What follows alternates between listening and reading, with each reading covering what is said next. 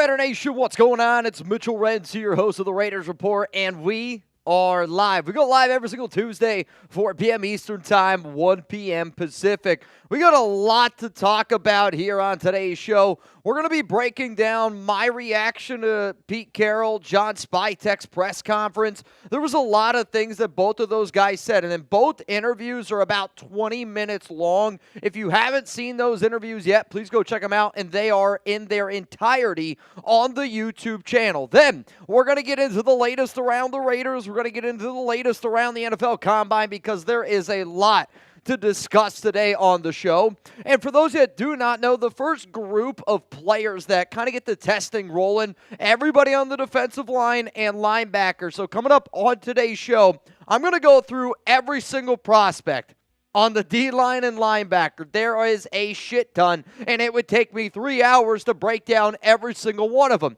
So what I did is I just gave you 5 names at each position that if I was somebody from Raider Nation, I would be paying very close attention to. As always, if you want to get your questions, your comments here on the show, use hashtag Raiders or Super Chat. But before we get today's show started, I am going to do my best to not get emotional. Oh, man. I love Tuna like a brother. And for those that don't know, one of our Mount Raidermore brothers passed away. And if you guys could spam RIP down below. I got off the phone just a little while ago with Navman, with Wild One. I was texting with David Zahn. And, you know, this has been something that I think for a lot of people that have watched this show have kind of known was going to happen. And full disclosure, you know, Brandon was dealing with some health issues, we'll call it like that, and I will do my best to keep you guys up to date because we will do something special for Brandon, and we will do something special for the great Tuna, but I'm not kidding you, this one hurts a lot. The amount of grown men that I have talked to in the last hour that were crying, talking to me, I'm not kidding you, man, and quite frankly, it reminded me of the last time I was in Oakland when the Raiders lost to the Jags and just seeing all of those people that, you know, it didn't matter if you've actually shaken hands with them, if you knew them personally, but you could tell that there was a lot of pain behind those eyes. But I mean this from the bottom of my heart. Brandon, I've said this before, you die twice in your lifetime. You die when you die, and you die the last time somebody mentions your name. I'm going to continue to bring up the name Brandon Jasper. I'm going to continue to do things like Tuna Clock on this show. But I'm not kidding you, man. This one really, really hurt me today. So shout out to Jeff, Rebel, Zalesbo, David, Zahn. And I know Brandon right now is smiling down. And I'm telling you right now, we're going to be banging here on this show. And I hope Brandon hears us from up there. Nico Les! Bang! For the great Tuna. Get the clock rolling all mother effing day, man. We all die twice when we pass, and the last time someone mentions our name, we will keep that name going, y'all. Legends never die. You know, there's a part of me where I wanted to do Tuna Clock today, and I wanted to be able to sit here and, you know, do all the crazy shenanigans that we usually do. But here's the real thing. Today, I'm gonna sit back. I'm gonna do my show the way that, you know, I usually do my show. We've already got a lot of people showing love to Brandon, but I promise you this: it's either gonna be Thursday. It's probably gonna be Thursday this week. We're gonna get a little bit crazy doing some Tuna Clock deals, no doubt about it, for Brandon. But Nico, I saw the message that you sent me just a few minutes ago, man. I know this one sucks. David Zahn showing love to Mount Raidermore, Brandon Jasper.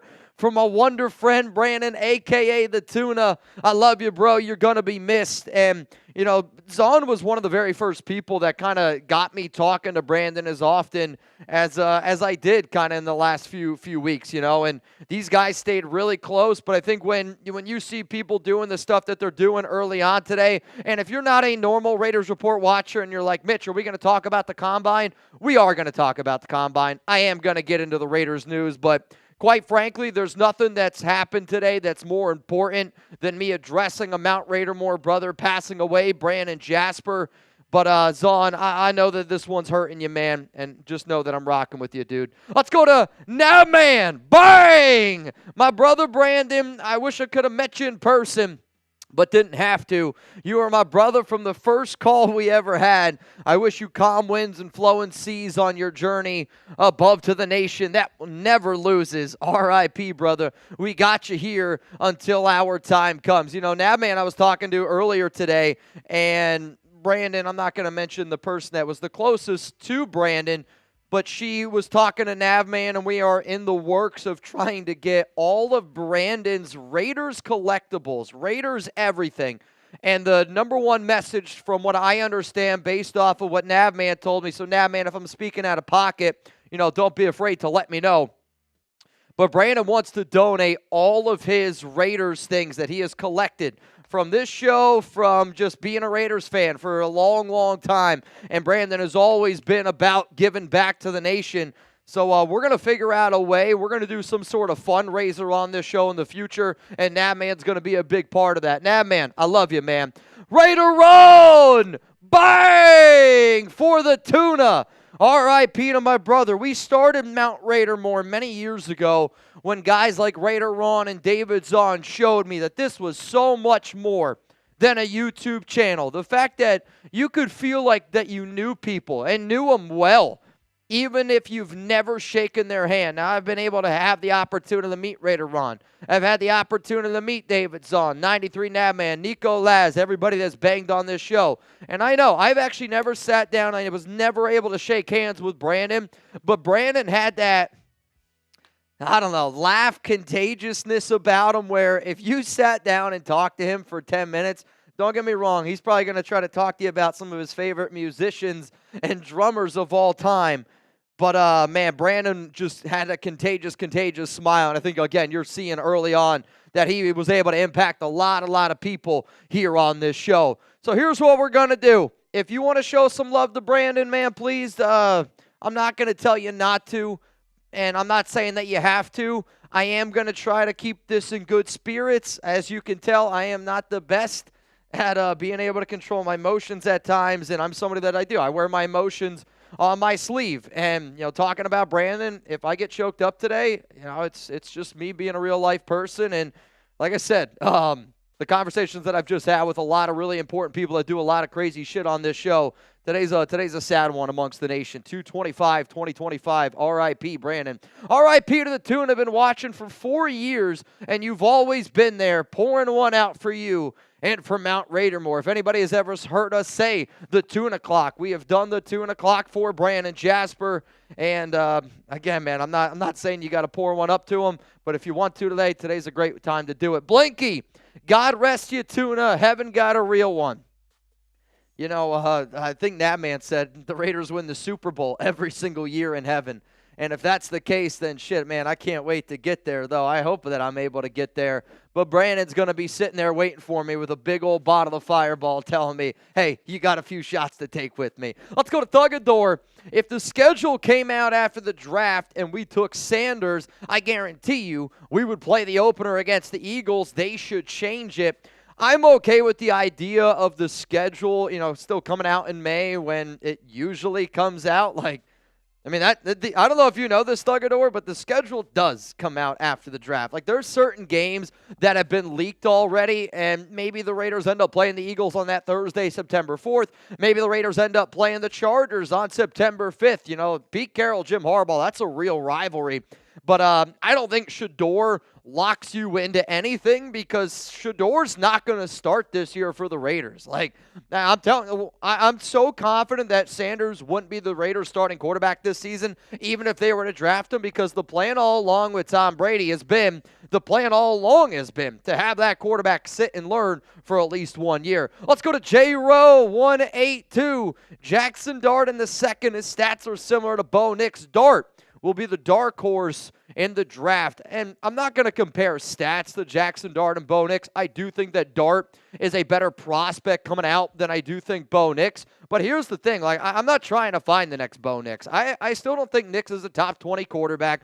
I think he's a very safe, like, you're kind of hoping that he turns into an Alex Smith. Sean Payton did a phenomenal job with him. And I'll continuously say that Bo Nix would have been a disaster on the Raiders with Luke Getsy, because I know a lot of times people are like, oh, Mitch, you were wrong on Bo. I don't know if I was wrong on Bo. I think I still didn't anticipate that he would be, as good as what he was in certain games, but I'll continuously say that Bo Nix, I was not wrong on him because I said that he would be good with Sean Payton, wouldn't be good with the Las Vegas Raiders, but I know you're saying Dart in the second round. What if he's not there in the second round? I mean, there's some people that think that he might go a little bit earlier. I'm not sold on Jackson Dart. I'm not going to lie to you. And after hearing some of the things that were said today, if I was a Raiders fan that wanted Jackson Dart, I would look at some of the things that Pete Carroll, John Spytek said today, and we'll kind of break some of that down. But I don't really think it's in favor of Jackson Dart. Let's go to Thugador. R.I.P. to the great tuna. More than a nation, we are family. I always say you don't got to be blood to be family. One of my best friends growing up, literally diaper days. And, I've seen some crazy things. I've seen death. I've seen some of the highest moments of his life. And, he was always somebody that was in my corner. He's one of my groomsmen, one of the best men at my wedding. And him and I used to always say, man, you don't got to be blood to be family. And the Raiders are a team where I'm a Raiders fan because when I went out there in Oakland for the first time, it was proof that you didn't have to be blood to be family. And it gave me that, I don't know, college football type of tailgate feel. But this is more than a YouTube channel. This is so much more than a YouTube channel. And just seeing all the love that Brandon is getting here today. Again, man, I know he's smiling down right now, but there's no doubt Brandon is up there right now. He's like, dude, you owe a few shots. No doubt about it. Brandon, I love you, dude. I really, really do, man. I love you, man. All right, did you listen to Spytek and Pete Carroll's press conference today? Give me a yes, give me a no. Let me know what you guys thought down below. If you did, we're going to talk about it a little bit more. If you didn't, again, the channel has got both full interviews.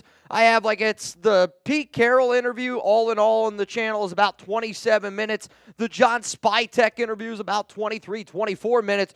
Both of them spoke to the media today, and we were sitting up here, talking about some of the good, some of the bad that could come out of it. But did you listen to the press conference today? Ken Mitchell says that he did not. King Shab says yes. Jay Ray says yes. Rich Sensor says Pete, not Spy. I mean, I'm not going to lie to you. I thought the John Spytek interview was 10 times more entertaining than Pete Carroll, where I thought there was a lot more interesting questions in the John Spytek press conference. But coming up here on the show, I'm going to give you my basically top 10 takeaways from Spytek, from Pete Carroll, because I do think that you could learn a lot from what both of those guys had to say. We got 450 people tuned into the Raiders Report right now. I know Brandon would kick my ass if I was on here being all pouty during football season. So I'm gonna get my shit together, and we're gonna keep on powering through. We're gonna truck. But it's all love to the great tuna. Hashtag Raiders to get your questions, comments on the show. If you want to super chat to skip the line, you absolutely, positively can do that. I do want to get some more likes on this thing. Big Luck says hit that like button for the tuna.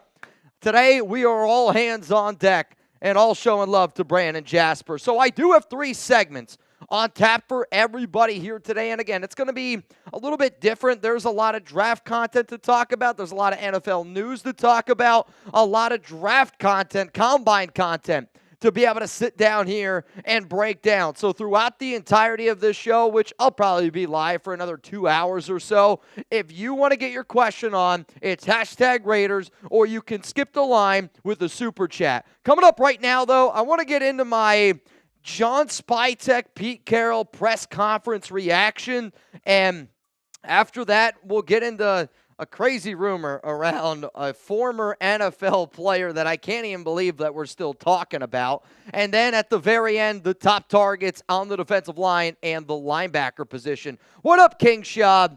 Hashtag Raiders draft Shedeur Sanders. I know the Raiders are going to meet with Sanders at the NFL Combine. From based on what I have been told, I only know 4 QBs at this current moment that will be meeting with John Spytek and Pete Carroll at the Combine. Shedeur Sanders is one of those QBs. But here's the thing. There's more and more rumors and reports that are circulating that Shedeur is going to fall to 6. And I do think that Shedeur is going to fall to 6. I'm not kidding you. there's not this much smoke around it if there's not for a reason. And the Raiders are going to go out and they're going to look at all their options. But at number 6, taking Shedeur Sanders, if this is a team that wants to draft based on good players, and Spytek said something interesting today that they're not going to draft based on need because it can get you in trouble. Drafting Shedeur at 6 is going against what John Spytek said today. What up, Miguel Gomez? Mitch, what are the odds that the Raiders don't draft a quarterback this season? Oh, man. I would say right now there is a 75% chance, 80% chance that the Raiders draft a quarterback. And depending on what they do in free agency could change that, right? If they go out and they trade for a Matthew Stafford, I'm not going to lie to you, I think that number is going to go drastically lower. If the Raiders sign a Justin Fields, that number goes drastically higher. If the Raiders sign a Sam Darnold, that number is going to go higher. If the Raiders, make any type of move, I really, really think Stafford is the only QB, if the Raiders were to bring him in, that would actually lower their chances of drafting a quarterback. Because if you go out and you trade for Stafford, it's probably going to be a 2 to 3 year window just based on the new contract that you got to go out and give them. And if you're making that type of move, you might want to try to use all of your draft picks to be able to go out and win right now, especially if you don't love some of the quarterbacks that are in this year's class, if you will. So one of the positions that we're going to be talking about here on today's episode is defensive linemen and linebackers. And the defensive linemen, you can categorize them into edge and DTs. So which position are you more interested to watch for the NFL Combine? Are you more interested to see the edges, the defensive tackles go, or are you more interested in the linebacker position? I would imagine that most people are going to say defensive line. However, there was a report that was about maybe 2-3 months ago, and it was in regards to positions that the Raiders are looking at very closely. In that report, the top 3 positions that were said were quarterback, offensive line, and linebacker. So knowing that the Raiders have been looking at linebackers for quite some time, and they've been looking at a lot of positions, obviously. But linebacker, you got 2 free agents in Divine Diablo, Robert Spillane. Defensive line, you're going to be losing some key pieces as well, no doubt about it. For me personally, I'm more interested to see the defensive lineman because I want to be able to win in the trenches. I want to see what we can add from an edge, from a DT standpoint. But being able to find a reliable linebacker or 2 in the draft, especially with these new special teams rules on kickoffs, it's really important to find some extra solid depth at linebacker, man. All right, y'all, I want to get into the first segment coming up here on the Raiders Report, which is going to be all around the John Spytek and Pete Carroll press conference. And I'm just going to give you my honest gut reaction, a Cliff Notes type of version, in case you didn't get an opportunity to watch the entire thing. So let me get a quick sip right here. Also, Ron says, shout out to Mitch and Chugs. Unfortunately, no Chugs today, but today is Chugs' 1-year anniversary. So if anybody wants to message Jeremy on social media, or if they want to message him, that's probably the only place you can. I was going to say where you can text him. We'll just blow up his phone right now. He's celebrating 1 year, so he took off today, which I don't blame him at all, being able to celebrate it with Danny. You guys have heard Chug speak nothing but love for Danny. She's done a lot of amazing things behind the scenes for Jeremy and for myself to help us get to where we are. So joining us today here on the Raiders Report is... Did you read that right? It's Mr. Reed. What up, Reed? What's going on? It's good to have you, man. Appreciate you tuning in. Appreciate, again, like we got a lot of people down at the NFL Combine, and many years before, we would not have been able to do a live show today. I mean, we got 8 or 9 people down at the Combine. Reed said, don't worry, I'll step up today, and actually came into work a little bit early, surprised me a little bit, which was nice. So he helped us get all the John Spytek, Pete Carroll press conferences out already, but this is what we're going to be talking about here on today's show today. You ready to get this thing rocking and rolling? Are y'all ready to get this thing rocking and rolling? My dad says, happy anniversary to Jeremy Chugs. Hell yeah, man. Happy anniversary to Chugs and Danny. It's beautiful, beautiful thing. Though, Chugs, you definitely outkicked your coverage. And Danny, she knows that. All right, you ready? We could put the intro in. That's fine. Yeah, whatever's the best case scenario for you. Violator. Honestly, Violator, that means a lot coming from you. Brandon was a big fan of you, Gorilla Rilla, and I know that in my conversations with Brandon, he's said nothing but nice things about you. So, Violator, shout out to you, dude. All right, y'all, to the 600 people right now, Brandon would want us to get this show on the road. So, let's get this show on the road.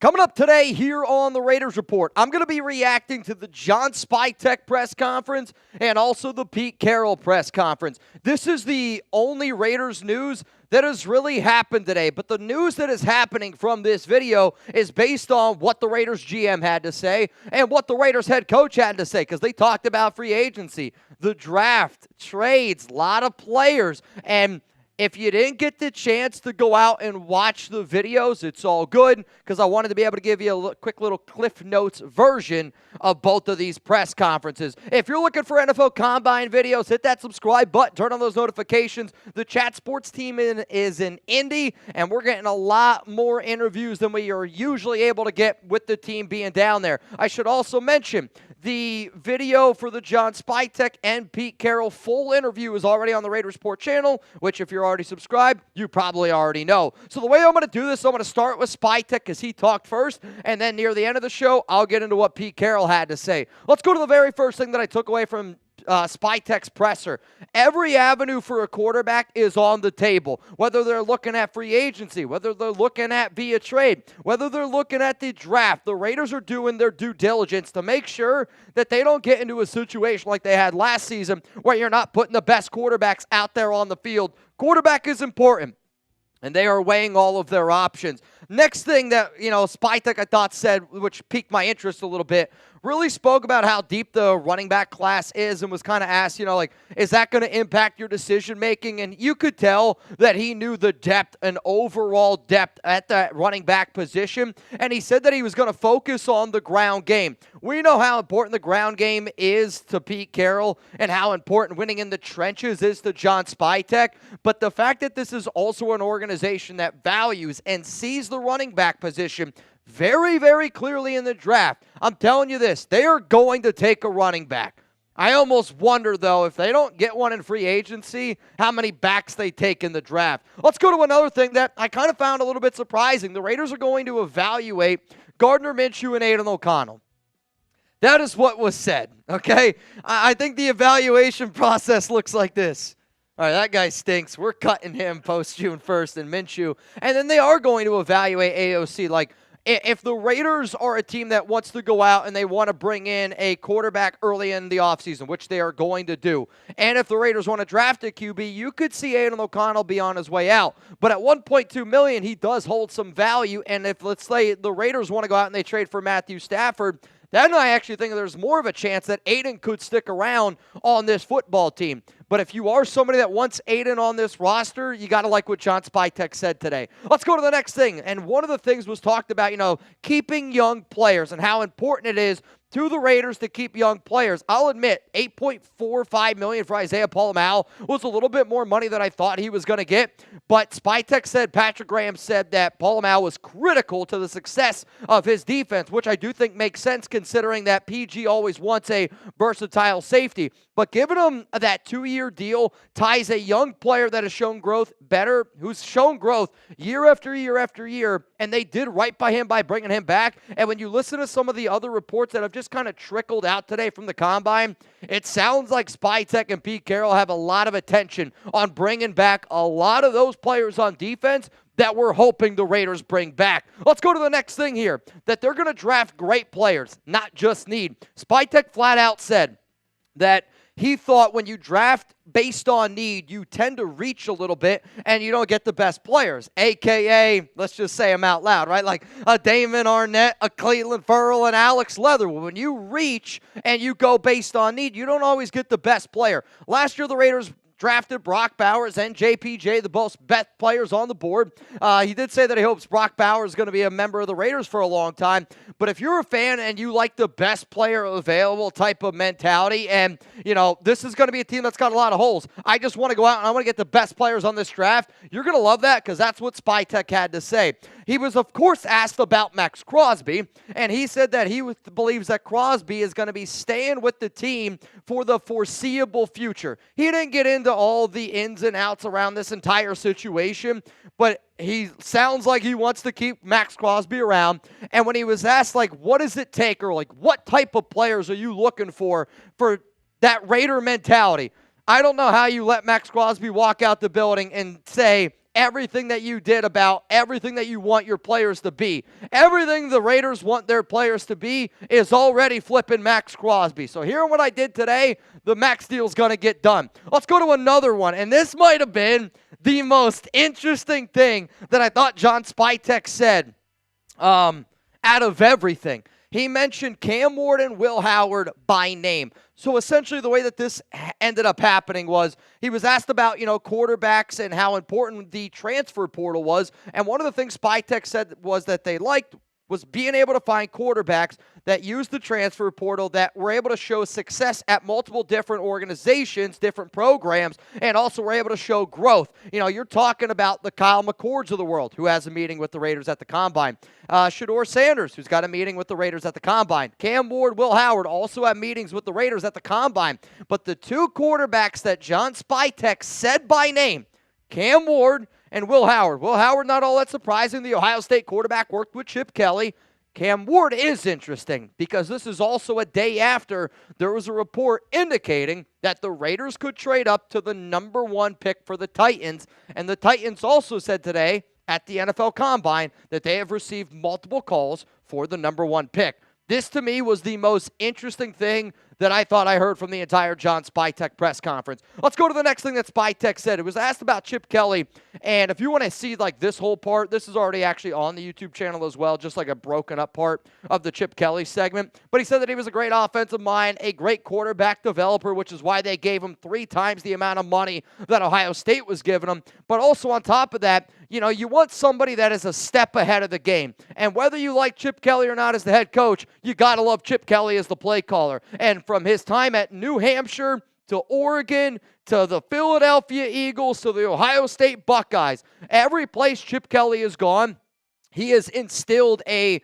solid offense that shows you he is always figuring out and adapting to today's day and age of the NFL. Next thing was this, that he said that Spytek, that he talks to Brady occasionally, and, we talk a lot about what is this Raiders team going to do, and we know Tom Brady is involved. Spytek said that he talks to him, though, only on occasions, but does listen to him, and said that you would be dumb not to listen to him. The final thing that I'm going to talk about that I love that Spytek said is that they're going to use virtual reality and AI to help the coaches. What do I mean by that? This is something that I talked about last month. Jaden Daniels came out and said that he uses this virtual reality system to help him see and kind of understand the game and just simplify it all for him. One of the reasons why I've always wanted a younger coach is because sometimes younger coaches are not afraid of technology. And in today's day and age, let's use technology to our advantage. This is what smart organizations do. They're not afraid of change. They embrace it and they learn along with it. And John Spytek is definitely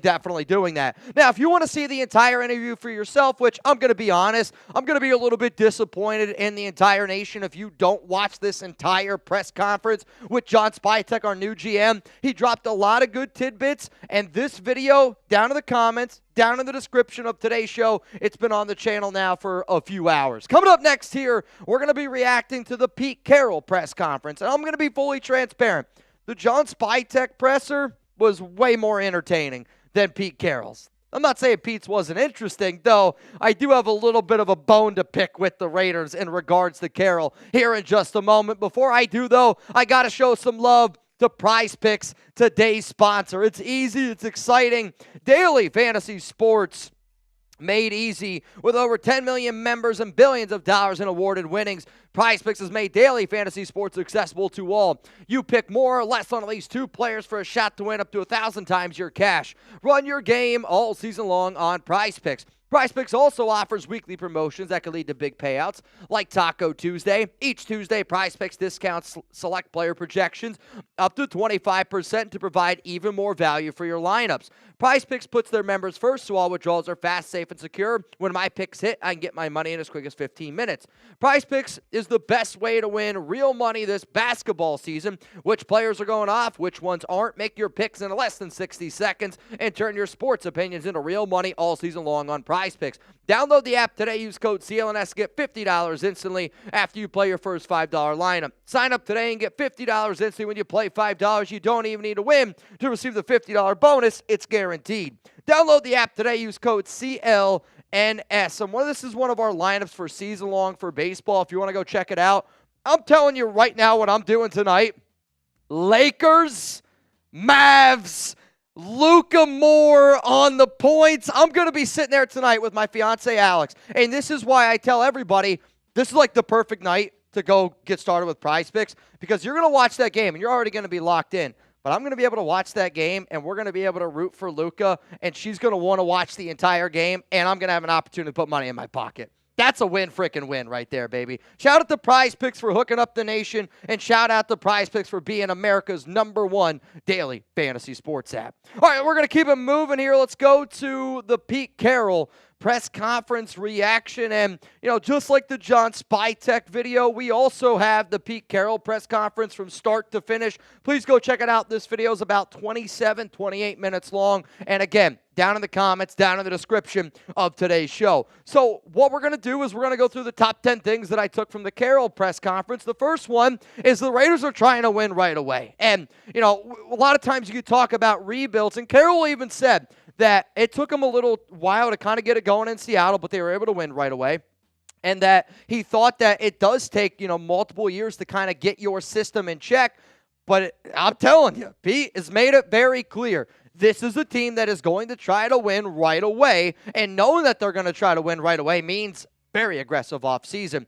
Let's go to another thing that really piqued my interest. And, last year I used to always say Tom Telesco loves Notre Dame players. Or, Josh McDaniels and, or how about this? Mike Mayock used to always recruit Boston College guys because he was from Boston College. One of the things that Pete said that he loved was the amount of talented players that were coming out of Ohio State and just the amount of players that kind of just seemed to be pro-ready coming out of Ohio State. That's something that I'm going to keep a close eye on. And for the Raiders to go out and hire Chip Kelly, give him a pay raise. I know that he's on the offensive side of the football. However, though, coaches in college is really important to Pete. And I'm really curious how many players from Ohio State the Raiders end up getting. Maybe we don't get any. But hearing Pete talk about OSU the way that he did today, Ohio State players are going to be in the back of my mind a little bit closer. Let's go to another thing that I love. He said that Pete Carroll himself, John Spytek, and Brady all speak the same language. It's so critical to have everybody on the same page when you're trying to accomplish the ultimate goal. It's important, right? I used to always say the Raiders defense used to struggle to me because you got John Gruden, Mike Mayock combined with Antonio Pierce, Tom Telesco, combined with Josh McDaniels, Dave Ziegler, all trying to run one system. When you have everybody speaking the same language from draft free agency, it helps you create a plan, and it helps you keep that plan going. Carroll did say that he talks to Tom Brady daily. So he's talking to Brady daily. Spytek talks to him on occasion, which I figured I would throw out in there just because we hear Tom Brady's name being mentioned all the time. One of the things that they said in terms of final decision-making processes is it's going to be a collab.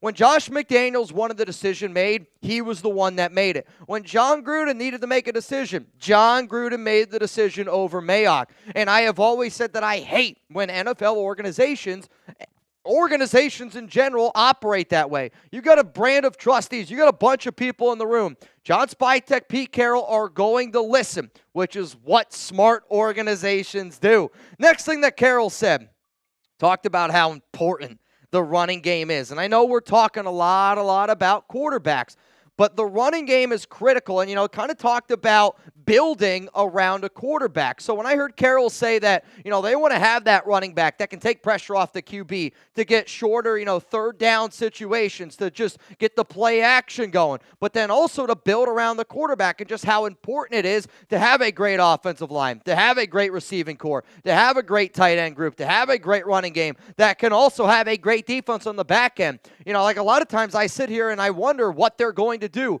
Based off of what this conversation was here for Pete, this would be good for the Justin Fields group of you can go out and you can sign Justin Fields because that's going to allow you to have more money to allocate to all of these other positions of need, which the Raiders do have a lot. If you subscribe to the idea that it's not just a quarterback that wins games, but an entire team that wins games, you got to like what Pete Carroll said there. Next thing, he said that hiring coaches from college is a benefit. So a few years ago, many years ago, the Legion of Boom was kind of started when Pete Carroll in that very first year, I believe it was 2012, they crushed that draft. And even though everybody said it was bad, they were able to find guys like Bobby Wagner, Earl Thomas, Russell Wilson, and that draft group was going to go down in the history books as probably one of the greatest groups of all time. He said that he hired coaches from college, put them on his staff because he felt that those coaches knew players in college a lot better. So one of the reasons why the Raiders brought in a lot of these college coaches this regime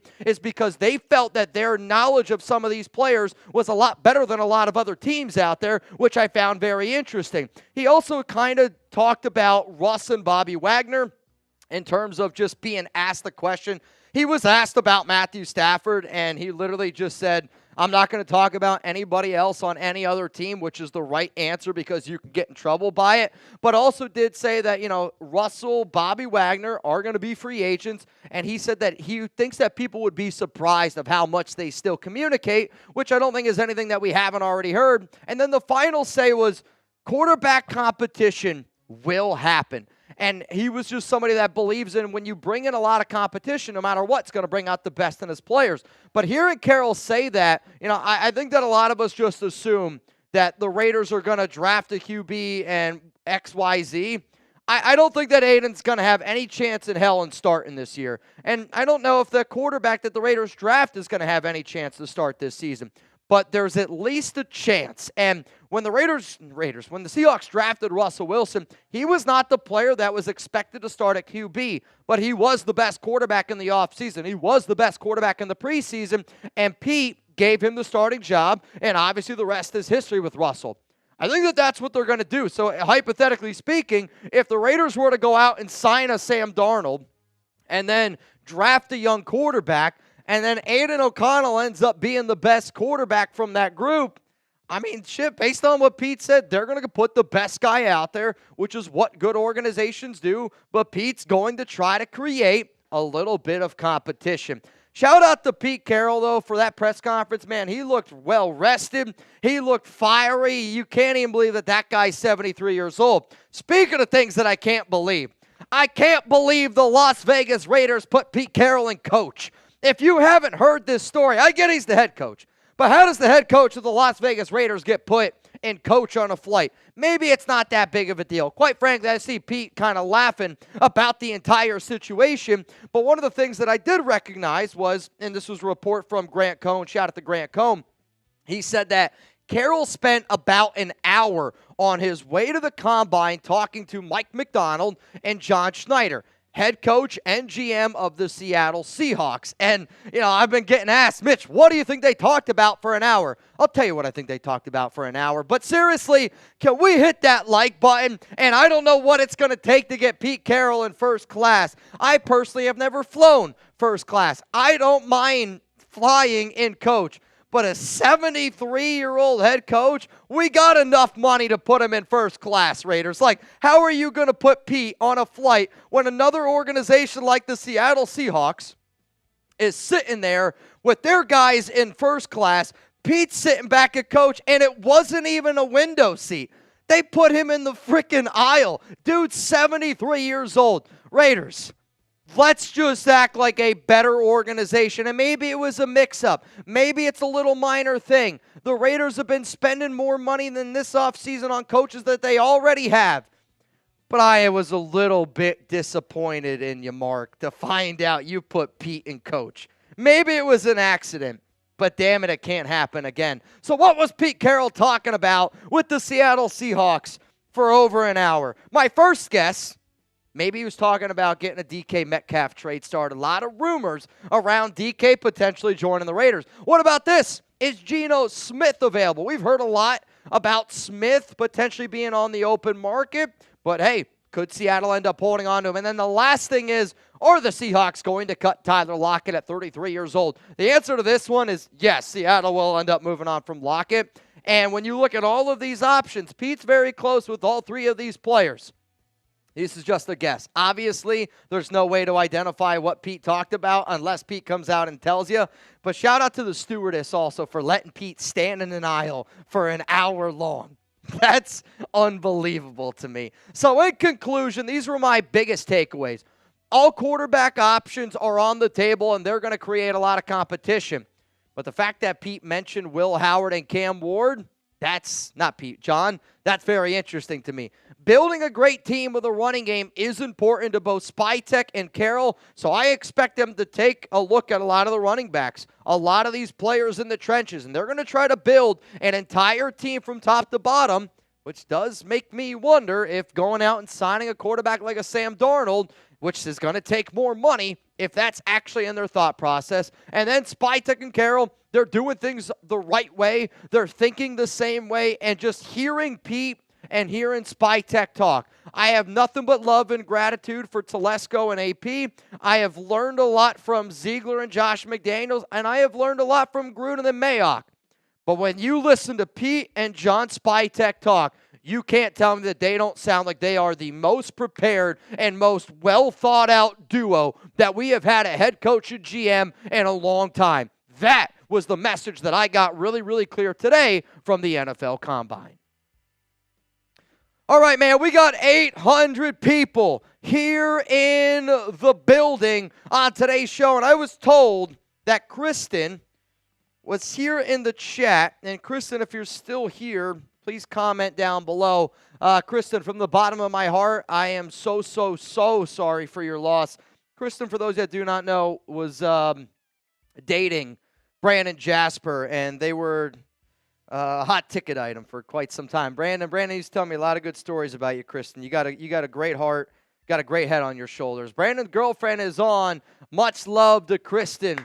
Kristen, much love to you. I know you're battling through a lot, and the nation, we're here rocking with you, and I hope that you know that. I hope that you know that just because Brandon is in a better place right now, if you want to pull up here to the Raiders Report, and if you still want to have some of those smiles, I'm sure you've heard my voice in the background once or twice before, but just always know, Kristen, you got a family here that is always going to show you love.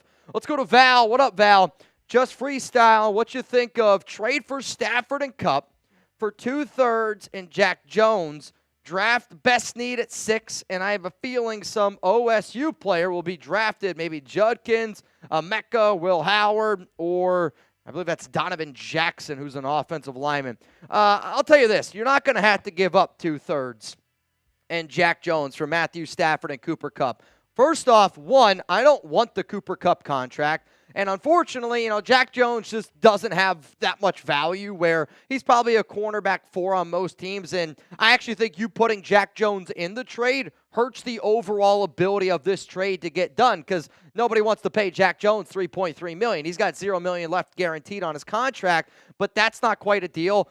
I actually think you could pick up Cooper Kupp on the market. And if the Raiders trade for Stafford, I would anticipate Cooper Kupp is going to be a name to keep in mind. Ohio State, definitely going to be players from that team on the Raiders. We have 10 draft picks this year. I'm telling you right now, based off of what I heard Carroll say today from Ohio State, I would be shocked if there's not a single Buckeye player that joins the Raiders in 2025.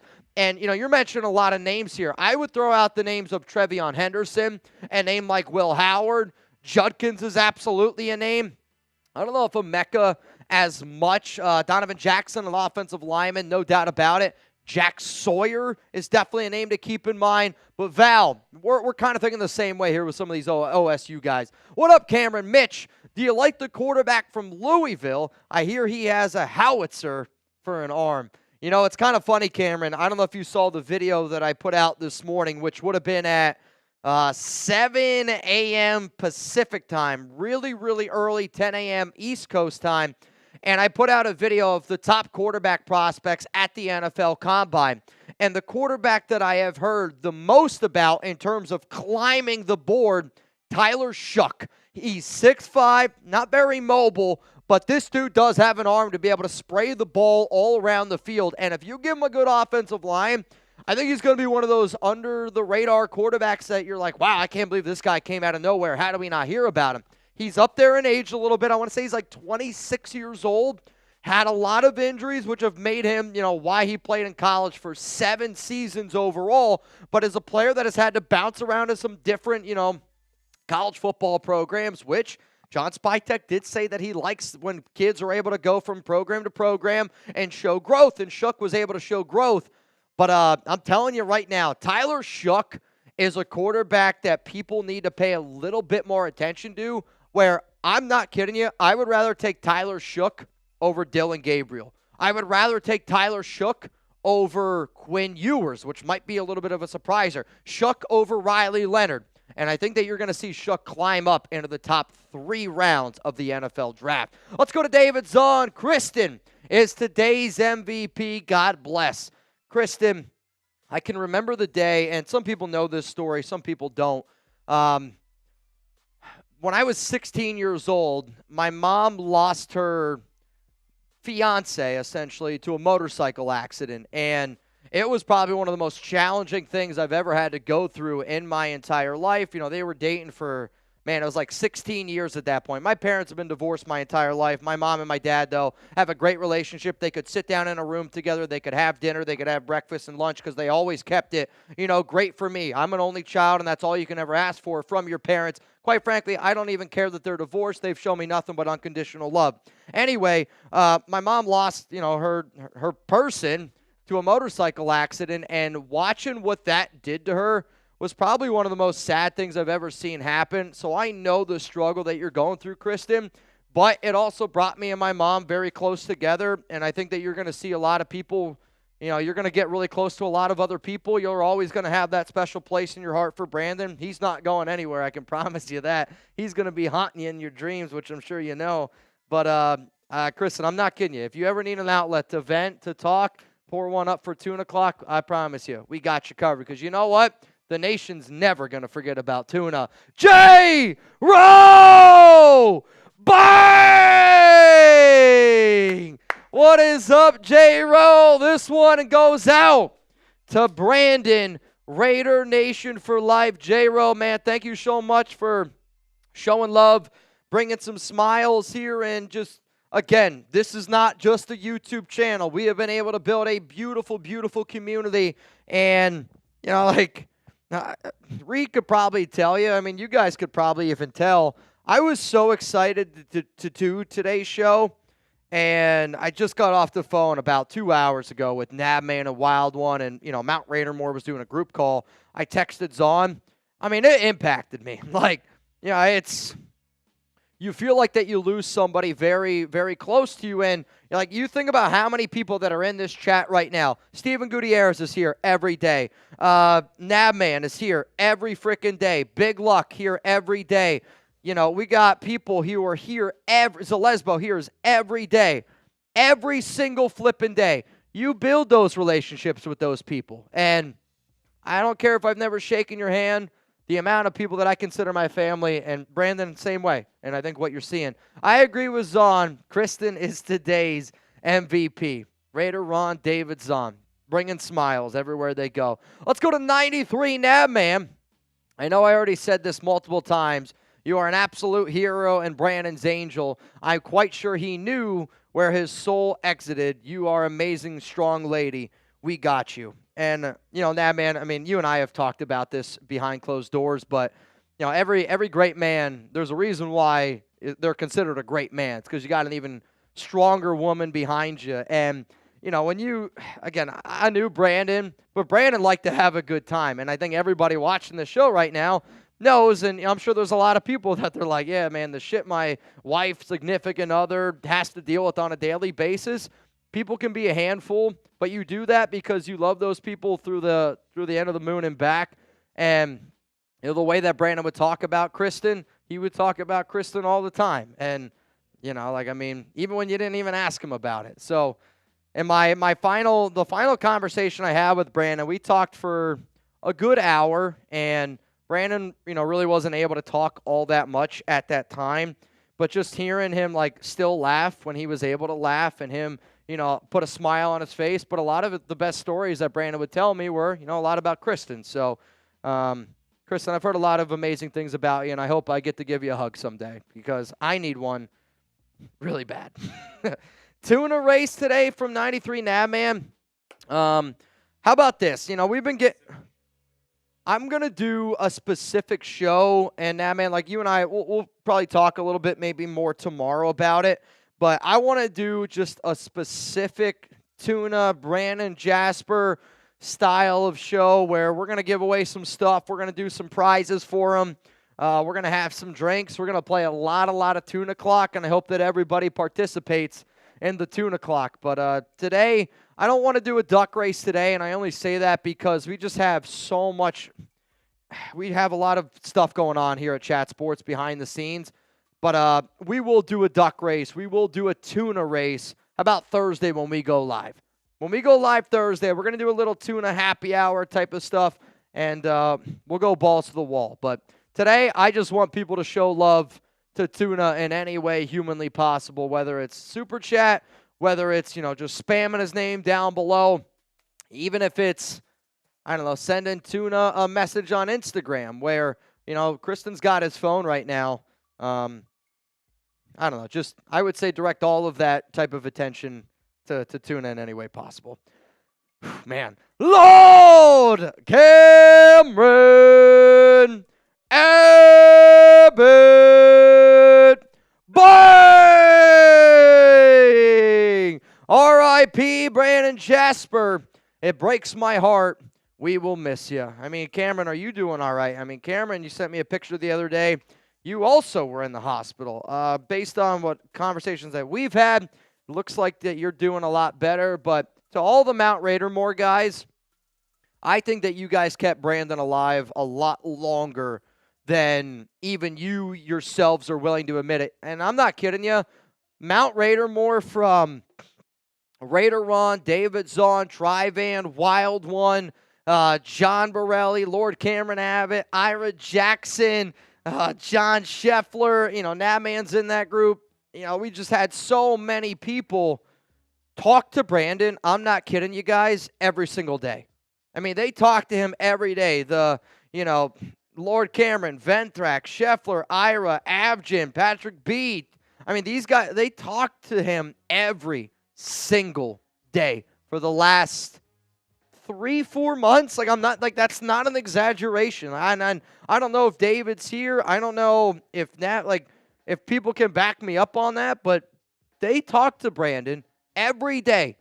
It might even been longer than 3 to 4 months because they knew that they had each other's back. And to see that, it makes me so proud of not only being a Raider fan, but it makes me proud of the people that watch this show because you got to be a good person to do that type of stuff. We talked to Brandon yesterday. Wow. Yep, it's on. Crazy. Mario, it's all love. R.I.P. to the Tuna. Until we meet again. Until we meet again, Tuna. Caleb, $100 to anyone in first class that will split the beans, spill the beans on Pete's conversation.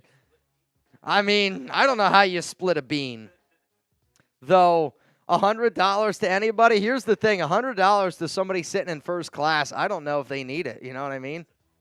Maybe. Honestly, to Pete Carroll, that's probably $1. Why is Pete sitting and coach?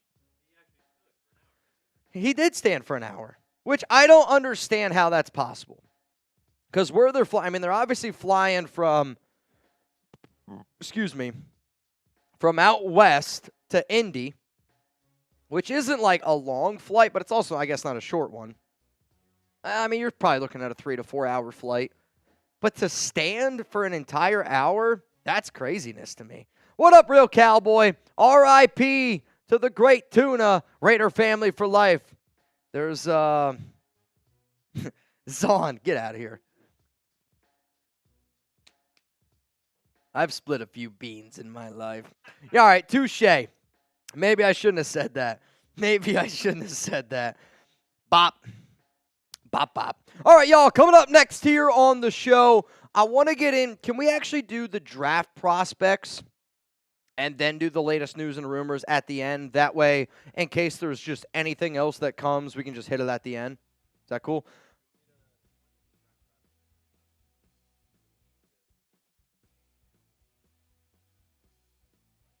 Oh, that's going to go out on, it's either going to go out Wednesday afternoon or Thursday morning. So, sounds good. All right, y'all, here's what we're going to do. Next segment coming up on today's show is I'm going to be looking at some combine draft targets. And the way that I structured this is I based it on how the NFL Combine is going to do their testing days. So the defensive linemen and the linebackers are all grouped as one. So on this show, you're going to hear a lot of names. But I'm going to sit here and I'm going to talk about players that I'm going to focus on at linebacker, defensive tackle, and at edge. And, you know, there's a lot of different names that you could look at. I really try to stay focused on a lot of these players that I think are probably top 120, top 100 overall prospects, which, you know, I'll probably have to make a video, the top day 3 targets that I would want the Raiders to look at. We'll get into all of that the closer and closer we get to April, but because the Combine and these players are going to be testing on Thursday, and they're the first Group 2 test, we're going to talk about some defensive linemen and linebackers first, and then at the end of the show, we're going to talk about a NFL Hall of Famer that might come out of retirement, and he might join the Raiders. It's crazy. I still can't believe that we're about to talk about what we're about to talk about here. To all the other super chats that I saw from Nav, Dylan, and Real, I'll get to those after this next segment here. This is going to be a long one, so buckle up. We're going to try to go through it quickly. That way we can power through. But let's talk about some prospects that I got my eye on for the Las Vegas Raiders.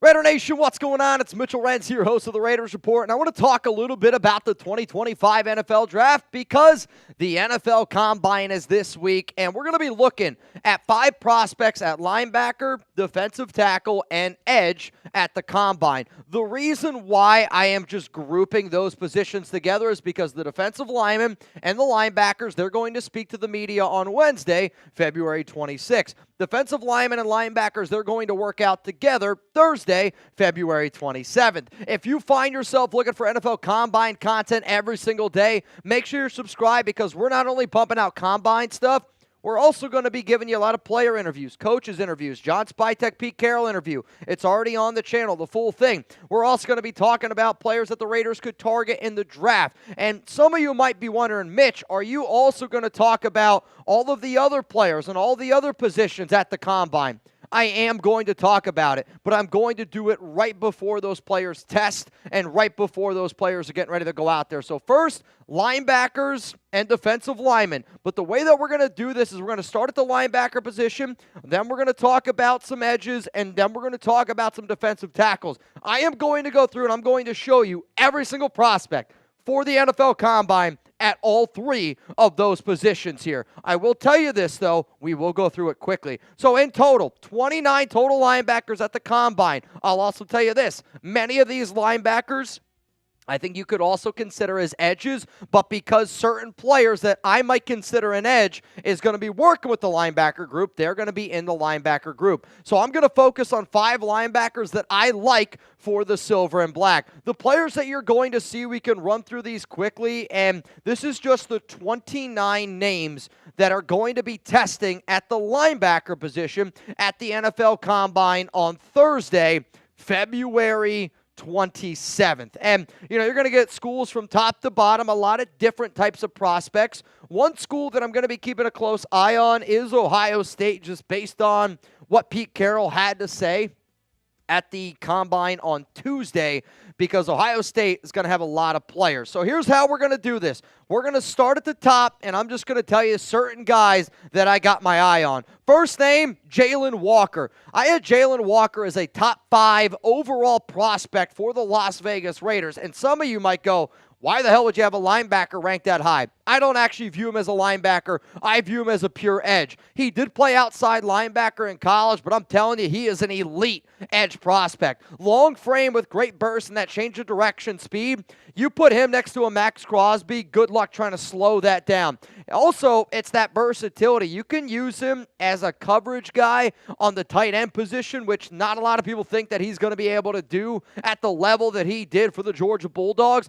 I'm somebody that likes versatility, and I'm like somebody that wants to be able to use players in a lot of different ways. If you want to be able to put Jalen Walker hand in the dirt, get north and south, go out and get to the quarterback, you're going to be able to do that. He had 6.5 sacks this past season with the Bulldogs. But also, if you need to occasionally drop a player back into coverage, you can do that with Walker. If it was up to me, 9 times out of 10, Walker's going out and getting the quarterback. That other one, though, I don't mind if they're going to have to drop him back. He can do it. He's that good. Let's go to another player here. It's Jahad Campbell, who I believe is the best linebacker. When I think of linebacker, I think of Jahad Campbell, and this is somebody that has been on the Raiders' radar for quite some time. His sideline-to-sideline speed, I think, is the best in this class, and it's a term that I use all the time for anybody that watches this show, so you know how much I like sideline-to-sideline linebackers. He led Alabama in tackles for loss, sacks, and forced fumbles in 2024.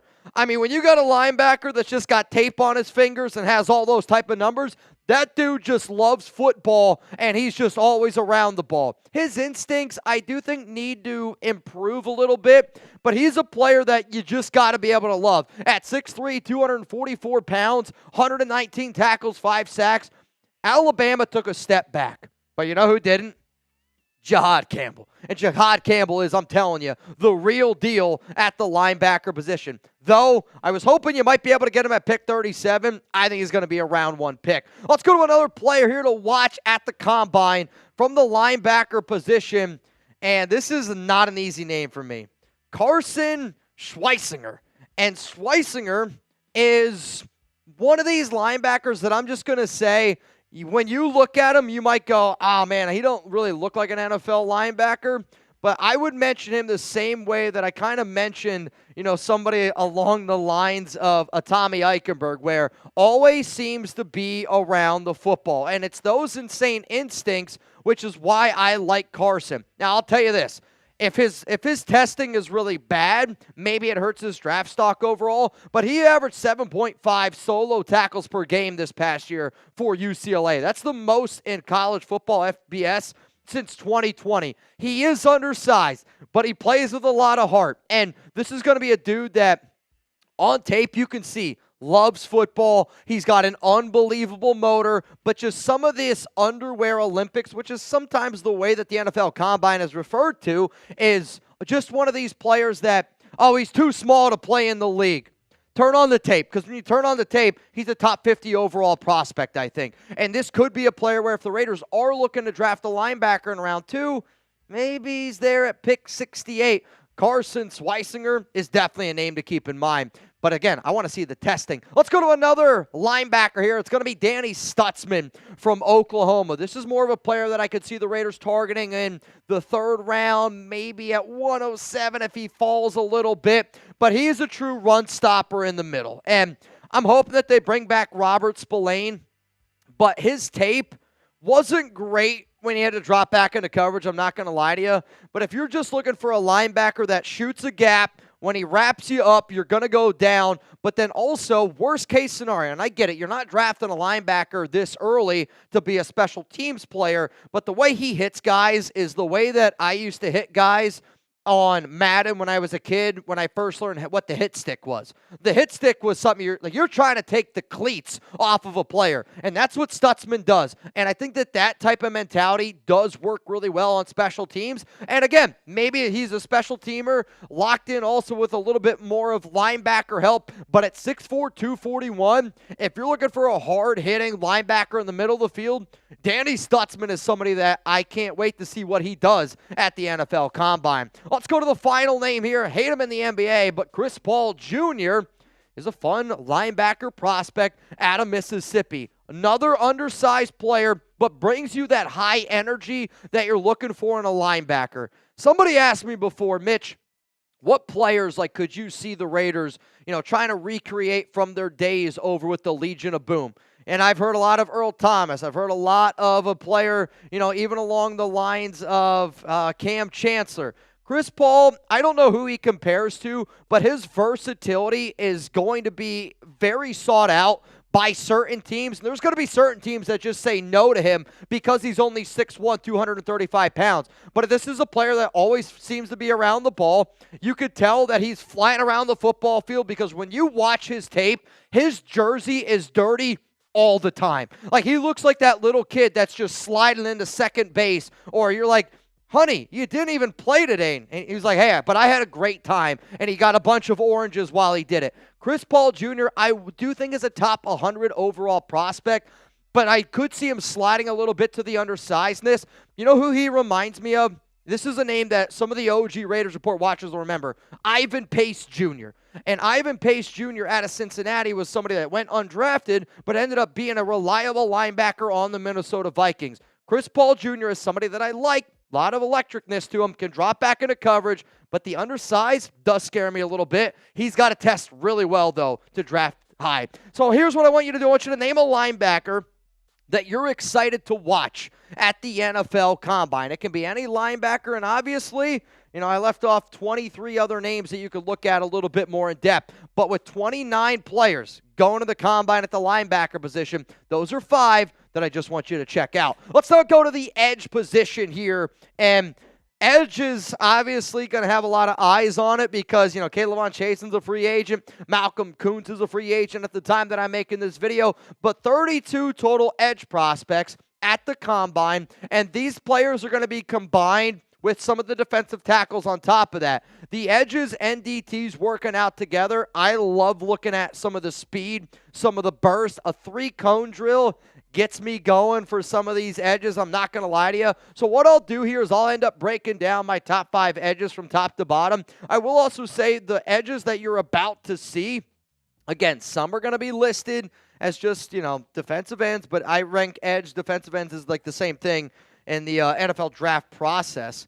Overall, though, a lot of different names to consider here. The Raiders are going to invest in being able to get after the quarterback. It's something John Spytek believes in. It's something that I have really, pounded the table for because I want the Raiders to be able to go out and get after the quarterback in every way, shape, or possible. So I will say that some of these players, I'm not going to take too much of a deep dive in because if you want to check out some of the top prospects that I want the Raiders to target from an edge or defensive line perspective, I do already have a video actually out on that topic. So if you want to go check out some of the top prospects, that video is already on the channel, and it's the top players in the trenches after the Super Bowl. We are, though, going to go through, and I'm just going to give you 5 names of players that I really want to see how they do at the Combine. The first name is Shamar Stewart from Texas A&M. Shamar Stewart is a project, and project sometimes is a term that scares a lot of people away. But I was so confident that Kayvon Chasen would turn into a good player because of Rob Leonard and Patrick Graham. And I'm not saying that I would take him at 6, but Stewart could be somebody that does fall in the draft because his production, it doesn't match what you see on tape. This is a player that should be getting almost, 8, 9, 10 sacks a year, and he had only 1.5, and that was the most he had in college. But 39 pressures in 2024. So for you to get 39 pressures and only 1.5 sacks, in my mind, that's if an NFL quarterback threw for 5,000 yards and only 10 touchdowns, right? You're that just doesn't make sense. He is a sprinter. He's able to get off the football, and at 6'6", 290, There's a lot to be able to work with right there. And the build overall kind of reminds me, I'm just going to throw it out there, of somebody who's big, long, and lanky, like an Arden Key. Maybe even somebody who's, again, he's about 50 pounds heavier than Arden Key. But even a guy like Caleb Chasen, longer and lankier, a little bit bigger too, about 50 pounds on him. Shamar Stewart, he's going to test really well, and I think you're going to see some of that draft stock go up. Let's go to another player here. It's Jack Sawyer from Ohio State. Stewart is all athletic, and yet he's going to test incredible at the combine. I don't know if Sawyer's going to test well, and this is going to be one of those where, again, you got to consider do I want a great football player or do I want somebody that shows up at the combine? Because Sawyer might struggle in terms of some of the numbers that he puts up. But he's a team captain that did. He got better every single flipping year. And that nonstop motor, his strength is why there are going to be teams that fall in love with him. I'll admit, when you look at all these other athletes at the edge position, he's not a great athlete at edge. But it's that motor, it's that will, it's just that, I'm going to throw out the term like Max Crosby kind of in him of dude just loves football. And if you put Jack Sawyer in a room with Mad Max, like Sawyer's the type of guy that he hears Max is showing up to the gym at 6 a.m., Sawyer's going to be there at 5:50 waiting for him there with a little bit of slate coffee in his hands. Like, I'm telling you right now, Sawyer, if he doesn't have a great combine, don't freak out. Dude's a great football player. Next player coming up here at edge, though, that I want to watch at the combine. Well, you know what? Before I get into this player, I do want to tell you guys about our sponsor here, PrizePicks, America's #1 daily fantasy sports app out there. Get $50 when you play 5. All you got to do is go to PrizePicks.com/CLNS. Download the app today. Use code CLNS. Get $50 instantly when you play your first $5 lineup. Sign up today and get $50 instantly when you play $5. You don't even need to win to receive the $50 bonus. It's guaranteed. Download the app today. Use code CLNS. Get $50 instantly when you play your first $5 lineup. PrizePicks puts their members first, so all withdrawals are fast, safe, and secure. When your picks hit, you can get your money in as quick as 15 minutes. PrizePicks is the best place to win real money this basketball season. Which players are going off, which ones aren't. Make your picks in less than 60 seconds and turn your sports opinions into real money all season long on PrizePicks. PrizePicks also offers weekly promotions that can lead to big-time payouts like Taco Tuesday. Each Tuesday, PrizePicks discounts select player projections up to 25% to provide even more value for your lineup. So whether you want to go with a long-term season play here on PrizePicks, which, don't get me wrong, I'm not big into the whole baseball realm, but once PrizePicks puts them out for football, I'm going to be picking more, and I'm going to be picking less on some Raiders season longs. That I know for a fact. Basketball season, though, if you're trying to watch a sporting event, you take $5, you have an opportunity to win a little bit of money, but you're going to be entertained that entire time you're sitting down watching that event. PrizePicks, run your game. Shout out to them for sponsoring today's show. Let's keep it moving here. Some of the top edges that I want to watch at the combine. Another name, Landon Jackson from Arkansas. This is a player that I don't care what anybody says. When I watch him, if you were to put him in a bright green jersey, it would look a lot like Max Crosby out of Eastern Michigan. Now, Crosby had way more bend than what Jackson has right now, but it's that long, lanky, and just like that Gumby style of mentality. This dude was a stud at the Senior Bowl. When I see a player at the Senior Bowl do as well as what Jackson did, it does. It intrigues me, and I want to see if that also translates to what I've seen on tape. I like my tape from him. SEC, gotta love it. But then on top of that, is it also good from the combine standpoint? But that build, he's 6'7", he's 280, he's long, he's lanky, and I'm telling you, he has that Max Crosby type of build. Good motor on him. Again, doesn't have the bend. But if you were to put Jackson, and if you were able to get him probably, I don't think he's going to be available to you at pick 68. He's probably going to be more of a round 2 pick. But Jackson is somebody that I'm hoping tests well, and who knows, could find himself in a silver and black uniform. Next name coming up here is an edge from UCLA. We're just going to call him Olu. And I'll tell you this, there's no player that I almost want the Raiders to draft more that also scares the absolute bejesus out of me in terms of saying a name right or wrong. And I only say that because if you like a project player, this kid's going to be something special because he played middle linebacker for his first 3 years at UCLA. And he also does have a little bit of a connection, with Chip Kelly, which is something that we got to keep in mind. But he really impressed me at the Senior Bowl. And even though he's only been playing edge for 1 year, he's still unbelievably raw, but it's like that raw athletic ability, which it kind of reminds me a little bit of like a Malcolm Kuntz, where you saw Malcolm Kuntz coming out of Buffalo, and you could tell this kid was an athletic freak, able to get out from his, step, gets after the quarterback quick, pins his ears back. He does a lot of that good stuff. Can still drop back, like some of these other versatile linebackers can. But the way that he's going to get it done in the NFL is being a pure edge rusher. And if I was a young kid, I would love the opportunity to go play with Rob Leonard and Patrick Graham.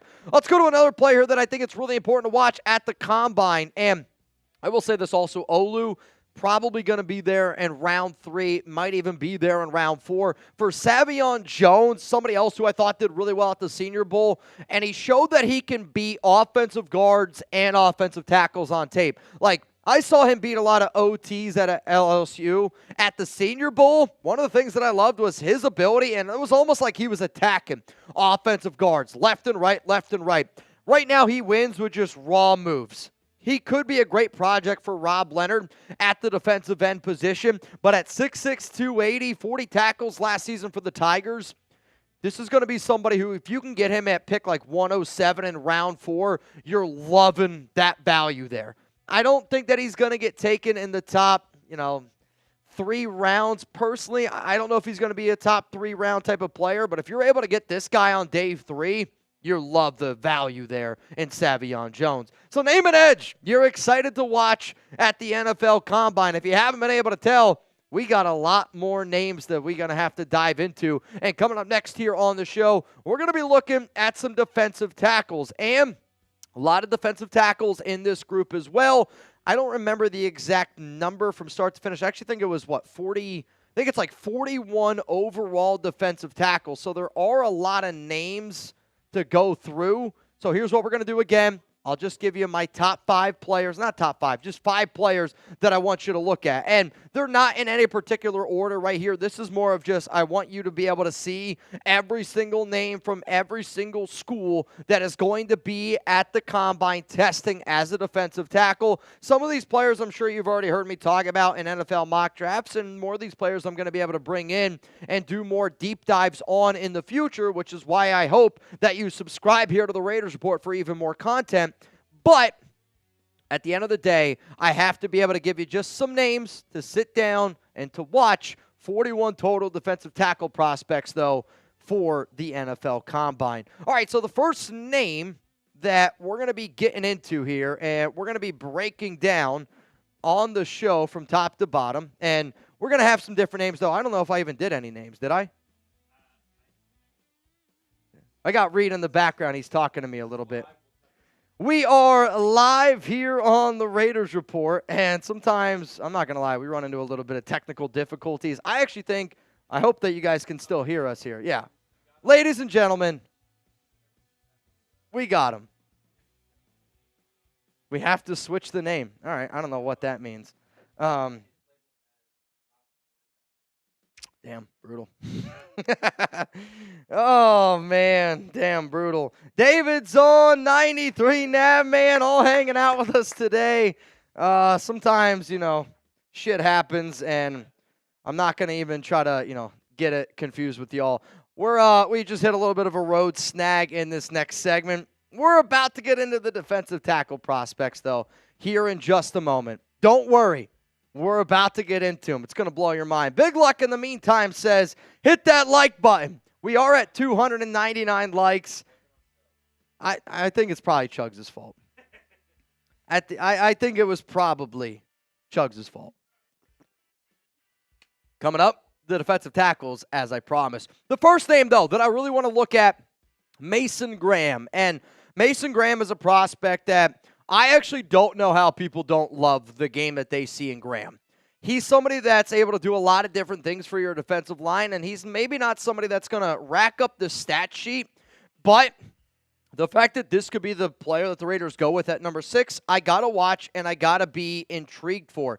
His wrestling background is something that you see on tape, and when you're a wrestler in high school, when you're a wrestler in general, you're just kind of able to win in those close-range situations, and that's how Mason Graham wins. He sheds blocks, he takes on double teams, and he's got an outstanding motor. I mean, you can't slow him down. He's given 110% every single time he goes out there, which is going to open things up for Max Crosby. It's going to open up things for a Christian Wilkins. And if you want Crosby to get 20 sacks, you should want the Raiders to draft Mason Graham. Let's go to another name here. It's Derek Harmon, defensive tackle from Oregon. And I mean this might be one of my favorite overall defensive tackle prospects in this entire year's class, because on tape, I actually think Harmon's tape is better than Mason Graham's tape.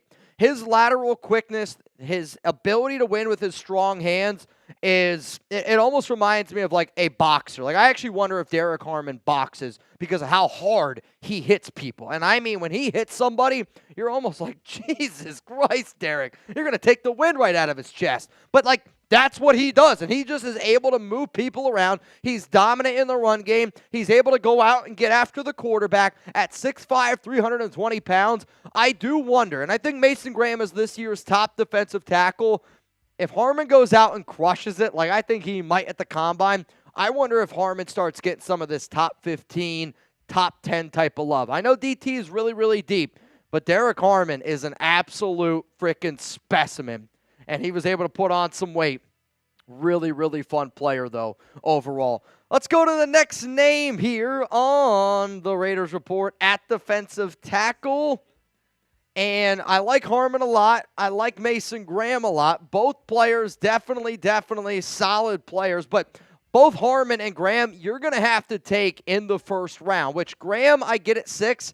You know, Harmon, if the Raiders were to trade back, could be a little bit more availability there. He's not going to be available, though, at pick 37. Let's go to somebody, though, that I would love for the Raiders to be able to get at pick 68. It's TJ Sanders from South Carolina. And South Carolina has been able to develop some of these good prospects. I know, that one's on me. TJ Sanders, though, was somebody that I liked a lot at the Senior Bowl and was just one of these dudes that showed up what you saw on tape, and then it also translated at the Senior Bowl. He's been playing football, though, for only 5 years, so there's still a lot to learn, and you can tell that there's a lot to learn there. But this is somebody else who just always seems to be in the right spot at the right time. Very powerful player on the interior who's going to help you win in the trenches. Like, he's one of these dudes that when you hit him, he doesn't move. A lot of times when you talk about defensive tackles, you talk about the word anchor. And Sanders, despite not being the biggest player on the field,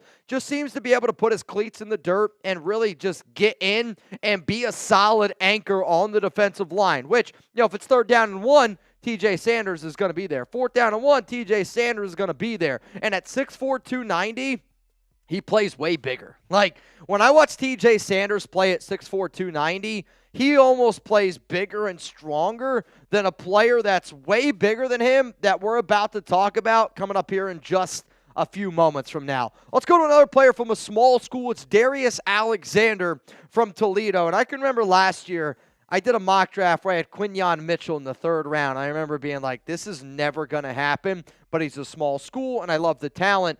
Don't just be fooled by small school Toledo. Darius Alexander is a baller, and he shined at the Senior Bowl, which really, I think, boosted his stock. The great size, the bend.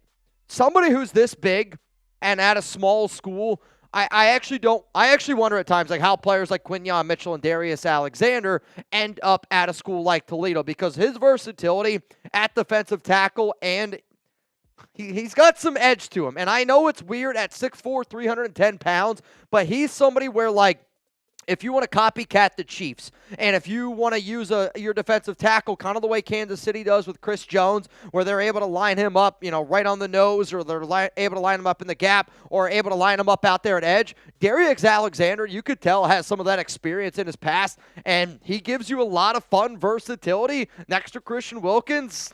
I can't wait to see how this guy tests. And then this is the alien, the monster of all monsters. This dude doesn't look like a normal human being, because normal human beings aren't this size. It's Deion Walker. And when Deion Walker steps onto the Combine, people are going to notice, because you're not able to move and you're not able to be an athlete at this size. His strength, it's unbelievable. His feet, I love his footwork. And what gets me, though, is his inconsistent tape. Because he was much better at Kentucky, I thought, when I watched the tape on him in 2023 compared to the tape that I saw on him in 2024. Where 2024, he kind of reminded me of a guy that got paid and then just didn't even care. I mean, there were some people that talked about Deion Walker being a top 10 pick, a round 1 pick at the beginning of 2024. The only reason why I'm bringing him up here is because I believe in Rob Leonard and I believe in Patrick Graham, which is something that I've said probably a million times on this show already. But, like, that's the type of coaching staff that Deion Walker needs. Because if you're going to put Walker on any organization, like, he's going to struggle if you don't have good coaches around him.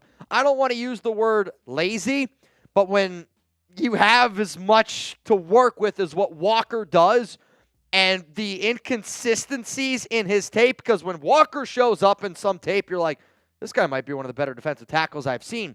And then you see him go up against somebody who's got, 100 pounds less than him, and he gets pushed around a little bit.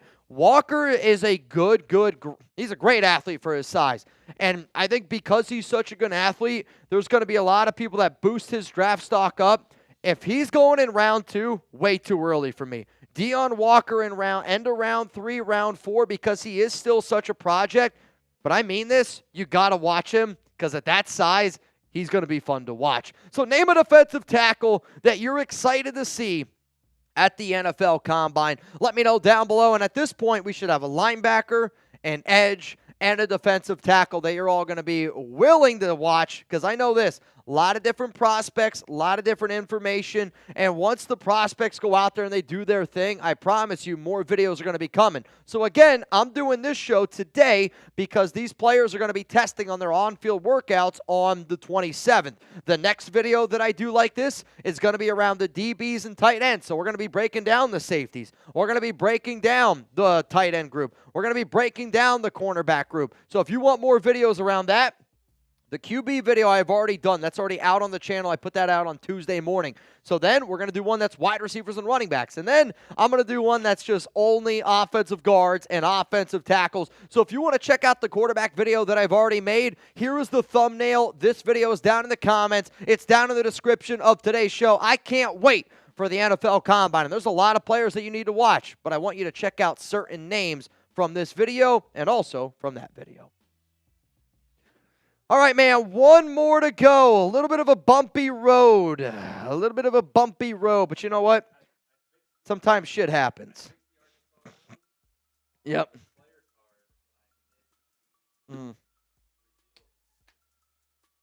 It's all good.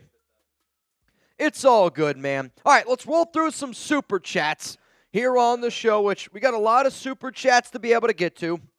And then also one more segment, which is around some crazy Raiders rumors and some NFL news that the nation needs to see. To the 651 people that are tuned into this show right now, make sure you hit that like button. Don't do it for me. Do it for the great tuna. R.I.P. to Brandon Jasper. And still doesn't even seem real, man. Still doesn't even seem real. Though, Brandon, I know you're looking down, dude. I'll tell you this right now. If the Raiders win the Super Bowl this year, you can't convince me that the only reason it's Brandon. Like, Brandon's just up there playing God if the Raiders win a Super Bowl this year. Real Cowboy. I don't know if we did. We'll show up. R.I.P. to Brandon. He's a Raider family for life. Thank you, man. Ooh, this is interesting. 49ers are officially promoting Clay Kubiak to OC. And that's not the only staff change. Mick Lombardi will replace Brian Griese as the quarterback's coach. So old Raiders OC QB coach Mick Lombardi with the 49ers. Man.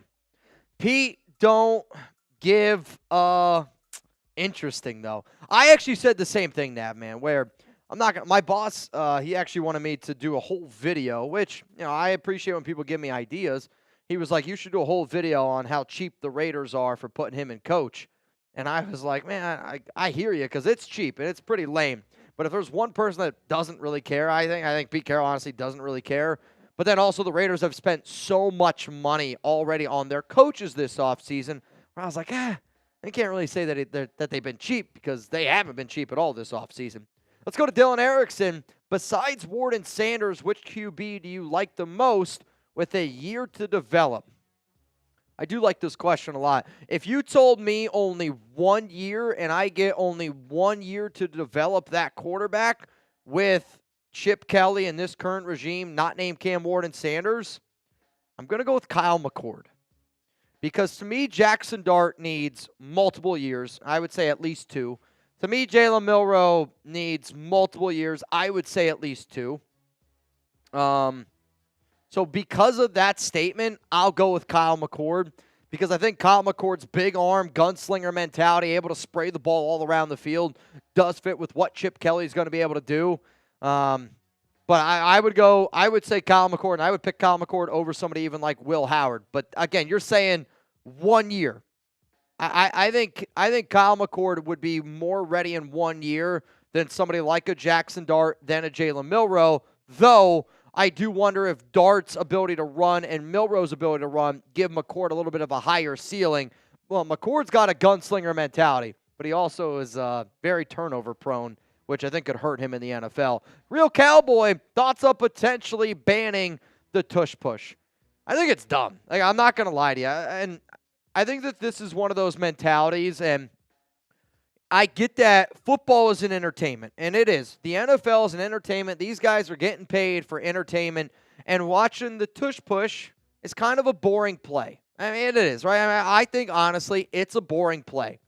But at the same time, I don't really give a shit because if it was guaranteed, and Reed kind of shrugged. Reed's an Eagles fan, so you're asking the right guy here. It's been stopped before. I mean, it's been stopped before. Look at the Bills, right? The Bills couldn't do it in the biggest moment of the game with Josh Allen, and they lost to the Kansas City Chiefs. So if it was 100 out of 100, then yeah, I would say let's cancel the play.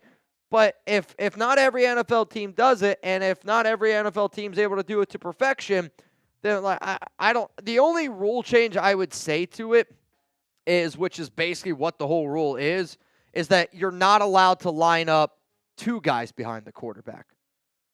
Where if you're going to do it, maybe just 1. Well, but even then, I just think, like, I don't know if you remember when Gardner Minshew was an Eagle. Mm-hmm. They tried it with him, and it was horrible. Didn't work. Doesn't work with Kenny Pickett. Jalen Hurts is the perfect quarterback to do it. It's because you have a quarterback that squats 600 pounds. Yeah. And even before Saquon Barkley, they were doing it more effectively with Jason Kelce. I agree. And it's like you have the right personnel to perfect a play. Why not do it? And then it's not like only the Eagles can do it. Everyone else is allowed to do it. They just can't. Like, it's like. I agree. And I think that this is one of those things that, again, which is why I've said if I was an NFL team, I'd say F the fullback position. I don't need another linebacker. I'm going to find a tush-push QB to be able to pick up these clutch first downs, and even if I got to keep that quarterback in his 4th QB or 3rd QB on my roster, whatever the hell it is, I don't love when I can't do it or we don't like it, so I am going to ask to stop it. Like, I don't know what the comparison is and what your daily life is like, but I'm sure you could find something out where it's kind of a pouty mentality. Right now, the Green Bay Packers are throwing a temper tantrum because they can't do something as well as another team can do it. That's a you problem. I'm not banning the tush push. I think there's so many other things that we need to worry about. I just think it's so funny how it's like, oh, it's unstoppable. No, it's not. 88%. It was stopped before. Yeah. Multiple times. This season. It was stopped. See, if we ban the tush push, what are other things that people are going to try to get banned because teams are just better at it than you? When are we gonna ban pre-snap motion? Yeah. I don't know. I mean, if you're a team that's not as good as we're using pre-snap motion, you're like, I don't think that we should be allowed to do it. Or if a pre-motion and Xavier Worthy gets the ball and he gets 5 yards every time because he's so fast.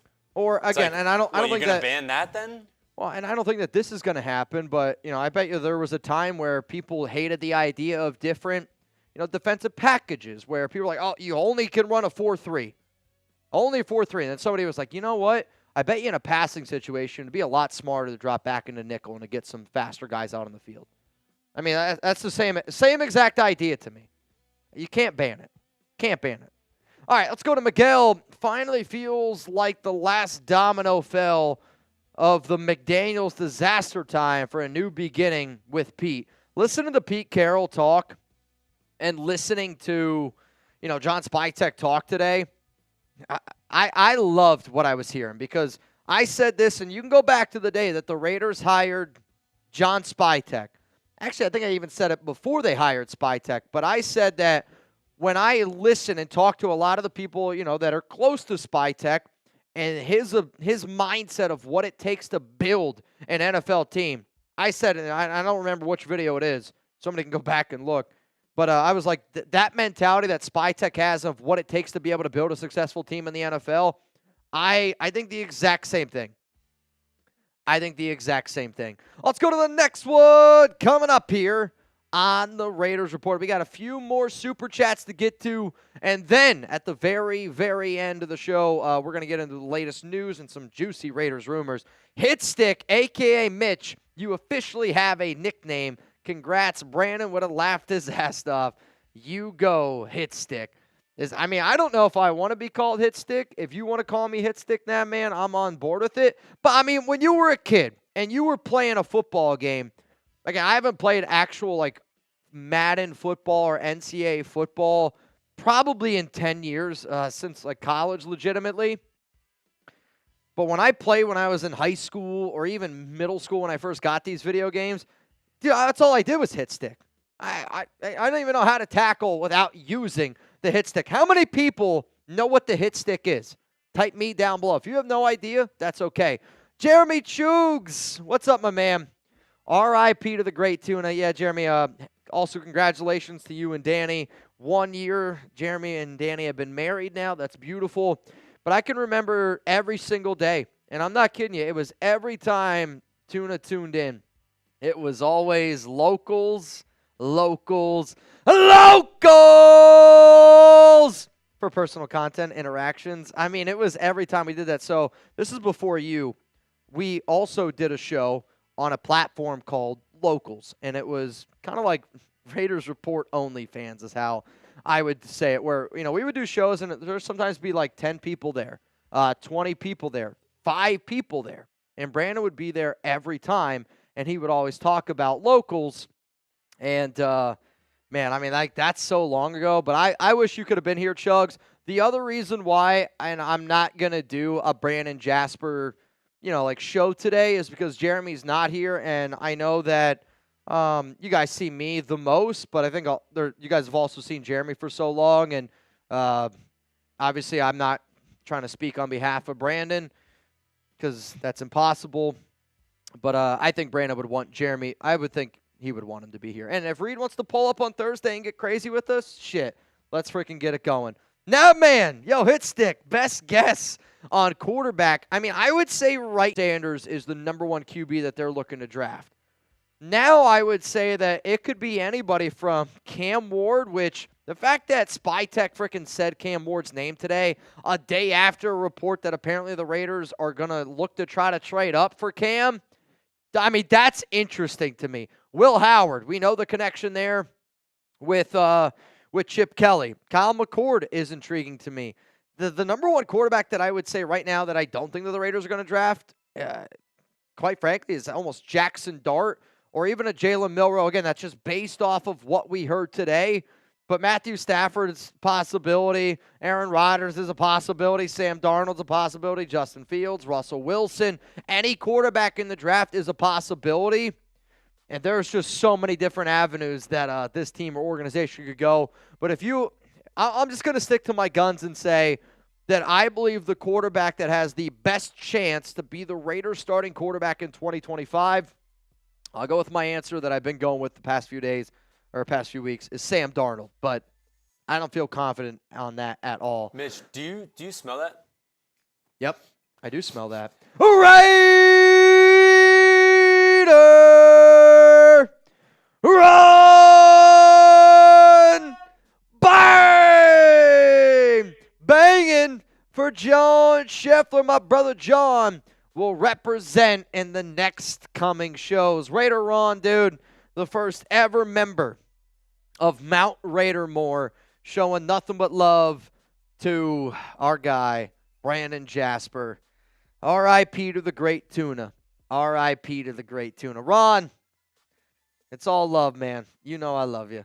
Jersey boy, pick a combination. Stafford, Trevion Henderson, and T-Mac, or Fields, Jeanty, and Trey Harris. I mean, I'm going to be honest. It's Stafford, Trevion Henderson, and T-Mac. And I don't like saying it's not close, but it's really not all that close for me, where Stafford is better than Justin Fields, and I get you're going to have to pay Stafford a lot more money than what you would Justin Fields, but quarterback, I'm going to go with the better quarterback. Trevion Henderson or Ashton Jeanty. Jeanty is the more talented back, but at the same time, I think if you have the same exact offensive line, both players are going to have success. But Jeanty, I would almost make the argument, needs an offensive line more than Trevion Henderson just based on his running style. And then T-Mac's the number one receiver in this year's class. And you put T-Mac with Brock Bowers, with Jacoby Myers, Trevion Henderson, and a Matthew Stafford team with all this salary cap that we have on top of that, and we were able to invest on defense, which I had a really good text message today from somebody that I trust a lot, and it sounded like the Raiders are going to be a team that tries to do a very good job bringing back a lot of players on defense, investing a lot on offense, and then just stacking names on depth in the draft. But I would pick the first combo. What would you go, first or second? Let me know down below. I'm definitely going with the first one. Okay. Only because this reminded me, when I see Stafford's name, I think win now. Oh, it is. I mean, it is. That's what Carroll said today. He said, we're here to win now. Yeah. And if he's building this roster and it's between these two things, if you can get it, yeah, Stafford's win now. That's what I see his name as right now, because he's got what? He's the win now guy. Three he's good 37. years left. And maybe he only has 3 good years left. But that's also what's interesting with Pete Carroll. Pete Carroll's on a 3-year deal. Exactly.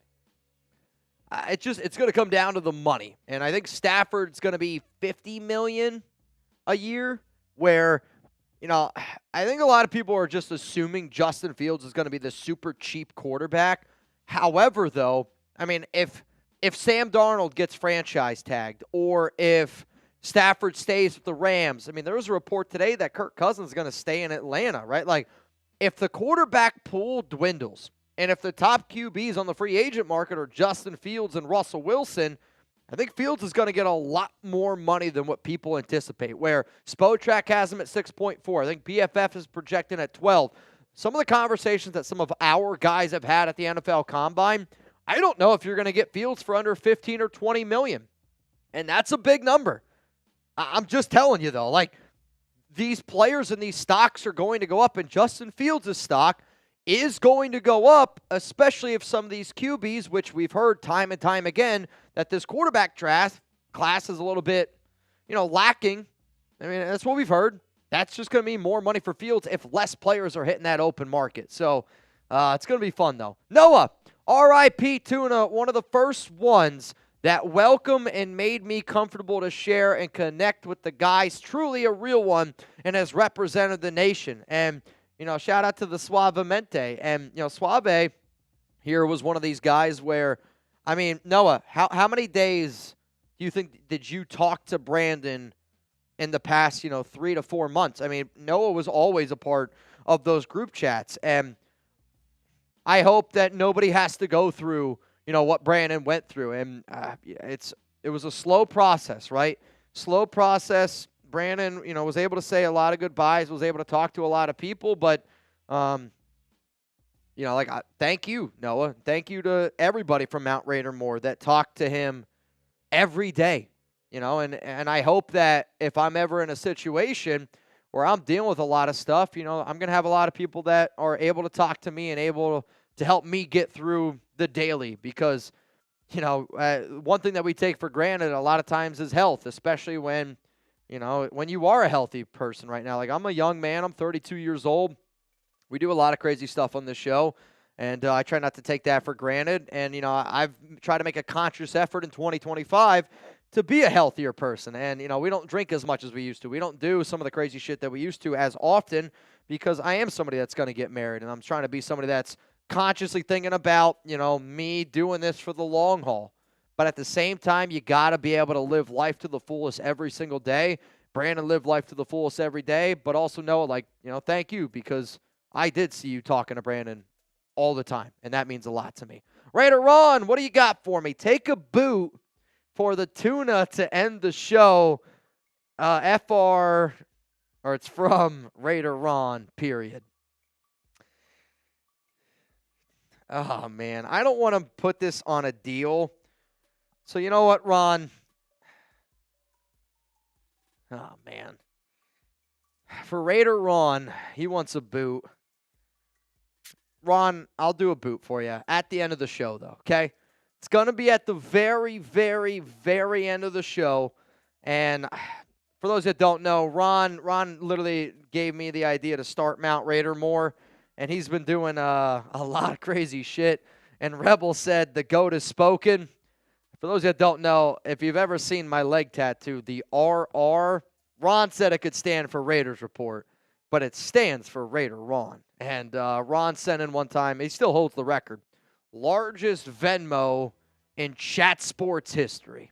So when Ron says he wants something, him and David, and, this is not a knock to any other people that are on Mount Raider more, but, when Ron and David say something, I kind of treat them like my grandma and grandpa. Where growing up, my dad used to always say, you listen to your parents. But when grandma and grandpa say something, it's not, you don't question it. It's you do it ASAP Rocky. You know what I mean? It's like I can remember so many days my phone would ring and I'd have high school, school. I need my grass cut. I'm leaving school. I'm going to go cut grass, and it's, you just respect your elders, and it's not that you guys are older than me, but I have that type of respect for you guys. So I hope that you guys understand that. Real Cowboy, hit stick is better than shit stick. Giggity. I mean, I don't know, man. Is it? I think hit stick is good, but I think, I'm not even going to get into where my mind went there. Now, man. Only 3 quarterbacks threw a pick 6 on first pass of their NFL career. Who are they? Hint, only 1991 to now. Darnold was one of them. The 2 others. Wow. I wish you wouldn't have given me the Sam Darnold name because my dad, for those that don't know, is a huge Jets fan. And I can remember watching the Darnold pick 6. With him and being like, dude, I told you so. Because when Darnold was first coming out of USC, I did not like him. He was somebody where I'm like, it's not going to be a good pick. Is Zach Wilson another? Is Zach Wilson another one? Only 1991 to now. The only random other crazy fact I know is Brett Favre's first passes to himself. It's not Zach Wilson. Oh, man. I don't know. I knew Darnold was one. Who were the 2 others? Only 3 quarterbacks.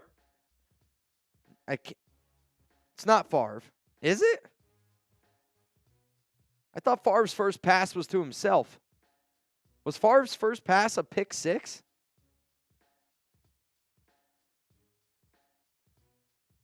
Zon, you and Ron are equal, and you can say that's not true if you want, but Favre and Jameis Winston, really? I thought Favre threw one to himself. I thought Favre's first pass, maybe it was Brady. I thought Favre's first pass, when he threw it, it was tipped and he caught it. Maybe I'm wrong. Jameis Winston, I can believe. J-Mo, I can believe. My dad is in the chat. What's up, Pops? What? See, I thought Favre's first pass was to himself. Is he wrong? Was what? To himself.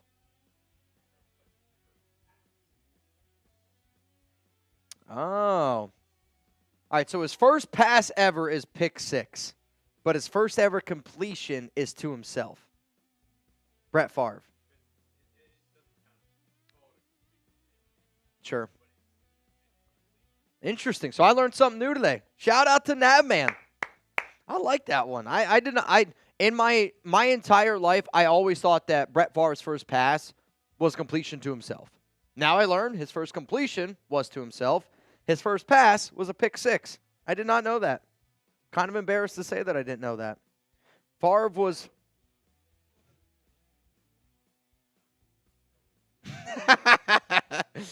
You're gonna. I mean, at this point, it's fine.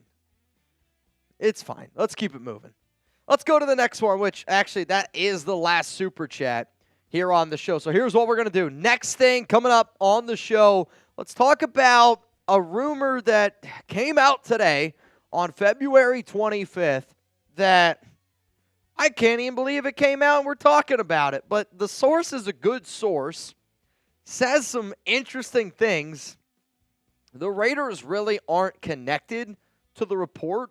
But if you don't connect the Raiders to this report, then I think that you're living under a rock a little bit. So we're going to talk about a NFL Hall of Famer that might come out of retirement.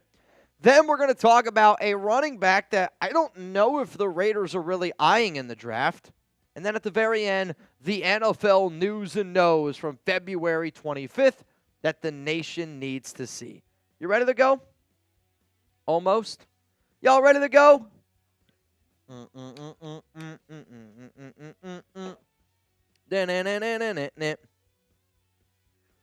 Interesting. And here we go. Coming up, some news, some rumors that I want the nation to see right now here on the Raiders Report. What?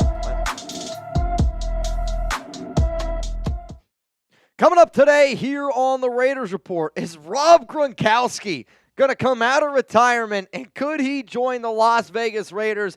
I'm telling you right now, I can't believe that we're still talking about this, but the source, you got to wait and see what this story is. The Raiders, are they not showing any love to Ashton Jeanty? I mean, this has been a running back that's been connected to the silver and black. He was connected even in Mel Kiper's latest mock draft, but for people that want the Raiders to draft Jeanty, you got to hear something interesting from the Combine. And then at the end of today's show, I'm going to go through all the news from the NFL Combine that the nation needs to see. I'm trying to get to 188,000 subscribers here on this show, and we need 260 more to do so. If you appreciate free content every single day, make sure that subscribe button is clicked. Make sure those notifications are turned on.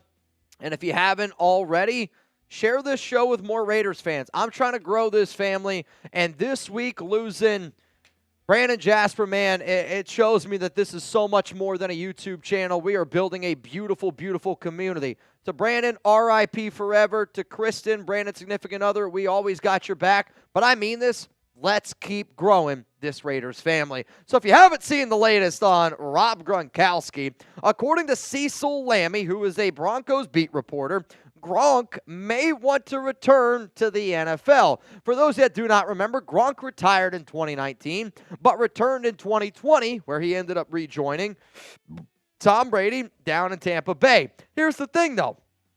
Gronk hasn't played in the NFL since 2021. He's 35 years old, and when he did play, he was battling a lot of injuries, and I don't know if you guys have seen Gronkowski recently. Sounds like he's trying to get back into NFL shape. And for him to be trying to get back into shape at 35, it does pique my interest because Travis Kelce is 34, 35 years old. Here's what Cecil Lammey had to say. Sources tell me Gronkowski has been working out in Vail this offseason as he wants to physically be ready for another NFL season. High-altitude training in the offseason could help him prepare for the rigors of training camp if a team shows interest. At age 35, And with a few years of rest on his body, Gronkowski may be better suited for a return than some think. So when I saw the report around Rob Gronkowski potentially coming back to the NFL, I'm not going to lie to you, the first thing I thought of was, could he just rejoin Tom Brady yet again with the Las Vegas Raiders? Cecil Lammey, on the other hand, though, is making it seem like Gronk wants to go play for the Denver Broncos. So whether he joins Las Vegas, whether he wants to return to the NFL, or whether he joins Denver, I mean, that's something that we got to keep an eye on, because if I'm the Broncos, I would want to bring Gronk in just to get a little bit of an inside track of what your competitors are doing in the AFC West, because Gronk and Brady are so close. But it sounds like, he worked with Sean Payton at Fox. He was told that Denver, he likes that situation. He likes the Bo Nix quarterback situation. And two of his brothers, Dan and Chris, had short stints with the team on top of that. But I don't see Gronk joining Denver. To me, the only way Rob Gronkowski is going to come out of retirement is if he can join Tom Brady again, or he can join John Spytek down in Tampa Bay, where he was also able to win a Super Bowl. Because Gronk played 11 years of his career, all of which are Tom Brady. And Brady and Gronk are legitimately like best friends. And they joke around, and Gronk's one of these jokey type of guys. But Brady and Gronk are extremely, extremely close friends. So for the fact that he retired in 2019, and then he came out of retirement to then go join Tom Brady in Tampa, tells me that Brady was able to convince him one time. Spytek was able to convince Brady. Maybe it can happen again. 4 Super Bowl titles, all with Tom Brady, 3 in New England, 1 with Tampa Bay. When you hear the report, Rob Gronkowski might come out of retirement and to play in the NFL again, I'm sorry. If you don't think instantly that the Raiders are going to be a team linked to Gronk, I think that you are flipping crazy. So here's my question, and this is going to be the pinned comment on today's show. The number one question that I want y'all to answer. If Gronk wanted to play on the Raiders, and he wanted to come out of retirement, would you be open to it? Give me a yes, give me a no. My answer is going to be coming up here right after this YouTube ad break. I'm going to say yes, but only as the tight end 3 on the current Raiders roster. I know what Gronk provides. Like, from somebody who does this for a living as a content creator, putting Rob Gronkowski on a video, I know is going to do well because people are interested to see what happens around Gronk. But then I also got to think from the Raiders standpoint, a John Spytek, Tom Brady, Pete Carroll standpoint, and overall what's best for this organization. My fear is if the Raiders go out and they sign Gronk, what does that mean for a Michael Mayer? And Mayer's not a free agent, by the way. I don't know why that graphic says that, but Mayer's not a free agent, and I know that Brock Bowers is going to be the tight end 1. Harrison Bryant is, in fact, a free agent. But if the idea is to bring in Rob Gronkowski at 35 years old to take away from Michael Mayer, that's just not something that I want this Raiders organization to do. Being able to develop 2 young tight ends in Brock Bowers and Mayer is more important to me than bringing in Rob Gronkowski. Now, don't get me wrong. If Gronk looks like the Gronk that we were used to seeing in New England and that final year in Tampa Bay, and he helps us win a Super Bowl, well, then of course it was worth it. But I just don't think that 35-year-old Gronkowski, who hasn't played in the NFL since 2021, is going to be able to be that solid of a player where we go, let's abandon developing Michael Mayer and let's concentrate on Rob Gronkowski, because Mayer does still need to develop. But this is a player that I thought should have been drafted in round 1 in 2023, has had to deal with 2 now, going on his 3rd different regime. And I know he was away from the Raiders a lot last season, but we kept Luke Steckel, who is a phenomenal tight end coach. And if Chip Kelly is somebody who is, credited as being this offensive-minded guru, and if Tom Brady is somebody that was able to really help get 2 tight end systems going, 12 personnel, back at his time with Gronk and Aaron Hernandez, why can't we figure out a way to get Michael Mayer involved with somebody like Brock Bowers? Because if you were to look at just pure talent, and I think talent right now, I think Michael Mayer is better suited as a tight end 2 for the Raiders than somebody like Rob Gronkowski, because I don't know if Gronk's going to be able to block. I don't know if he's going to be able to do some of the dirty work. And if you're going to bring in Gronk, he better not take away from Brock Bowers. Like, at the end of the day, if we're putting out 10 targets at the tight end position, I'm okay with 9 or 10 of those bad boys going to Brock Bowers. I don't want those targets to go to Gronk. I want those to go to our young players that we are trying to develop for the long haul. So is the story fun? Yes. Could the Raiders show interest? Sure. And it won't surprise me if they do because of the Tom Brady, Rob Gronkowski connection. But if the idea is to bring in Gronk and take away from the development of Michael Mayer, then I'm not interested. If it's to bring him in as a tight end 3 to help really get this culture going and build it the way that way, then yeah, I am okay with the idea of going out and getting Rob Gronkowski. Tight end 3 or nothing on the Raiders. Let's go to the next story here, and it's around Ashton Jeanty. And do the Raiders maybe not like Jeanty as much as what some of us think that we are? So Jeanty said today at the Combine that he doesn't have a Combine meeting scheduled with the Raiders. Today, John Spytek spoke about the depth at the running back position. For the Raiders, we know that they want to run the football, and Jeanty is the top running back in this year's class. Could the Raiders potentially not, and I don't want to use the word waste their time, because Jeanty, no doubt, is a top 10 talent. Jeanty is no doubt, to me, the top running back in this year's class. But if you were John Spytek and Pete Carroll and you already knew that you weren't going to take a running back at pick number 6, would you, in a sense, waste that meeting with a player that you just know that you're not going to go out there and get? Because for a team that knows that they're going to run the football and knows they're going to run the football a lot, I would imagine that they're going to try to meet with as many running backs as humanly possible. And I wanted to talk about this because Jeanty continuously gets mocked to the Raiders all the time. Here is Mel Kiper's latest mock draft, which was on February 25th, and he had the Raiders taking Ashton Jeanty over quarterback Shedeur Sanders. And I think when you see that, that's a very eye-popping thing, because most of us would imagine that the Raiders would take a quarterback and not a running back. Maybe Mel knows something, but then also, if they don't even have a Combine visit with them, maybe the Raiders just aren't interested. But here's what Mel Kiper had to say on the Raiders drafting Ashton Jeanty. Look at what happened when the Raiders missed out on the quarterbacks last year. They landed Brock Bowers, who looks like a star at tight end. Now, they have the chance to add another one in Jeanty and clean up the league's worst running game at 3.6 yards per carry in 2024. And speaking of Carroll, remember his background? He leaned on the run game in Seattle for years, and he even used a first-round pick on Rashad Penny in 2018.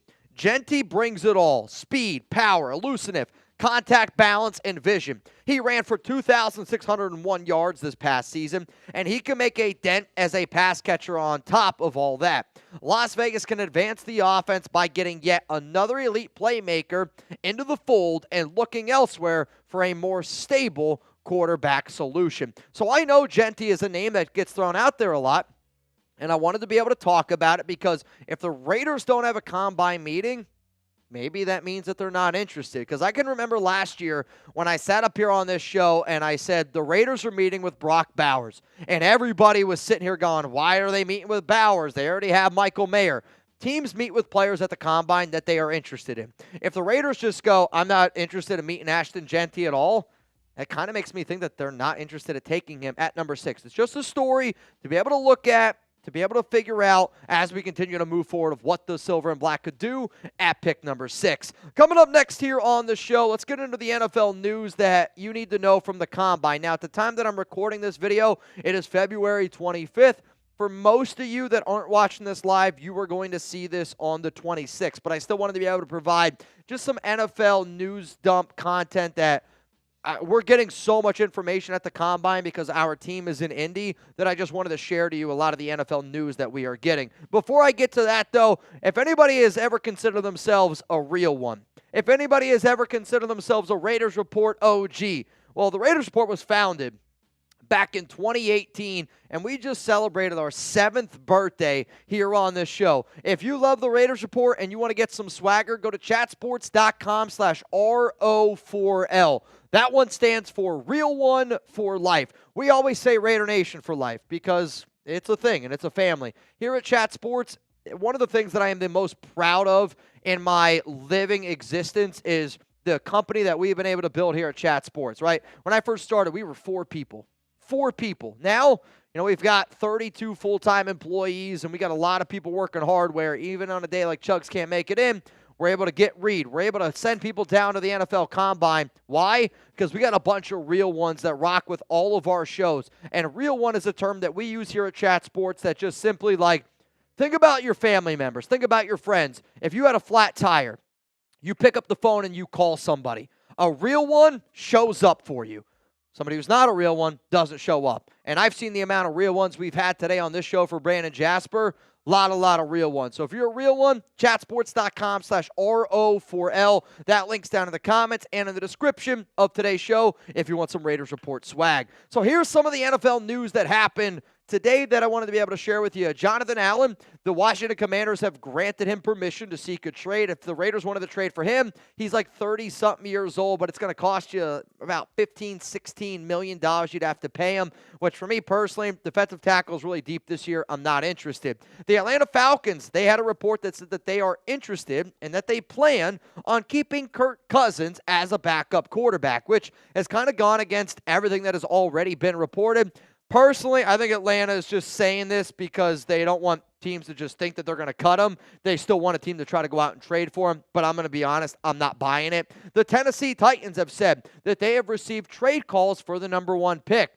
One of the teams that it's already been said that has picked up the phone and called about that number 1 pick, the Las Vegas Raiders. John Spytek mentioned Cam Ward by name in his press conference on today, on the 25th. And on the 24th, a report came out that the Raiders could potentially trade up for Cam Ward at number 1. Lot of smoke around this story right here. Tyreek Hill, he had wrist surgery today, which, again, it's Tyreek Hill. It's a big-name player. More news, though. I forget what the next one is. I think it's around Travis Kelce. Travis Kelce said that he's going to be returning to the NFL, and there was some speculation that he could end up hanging up his cleats, decided to retire, go get married to Taylor Swift, blah, blah, blah, blah, blah.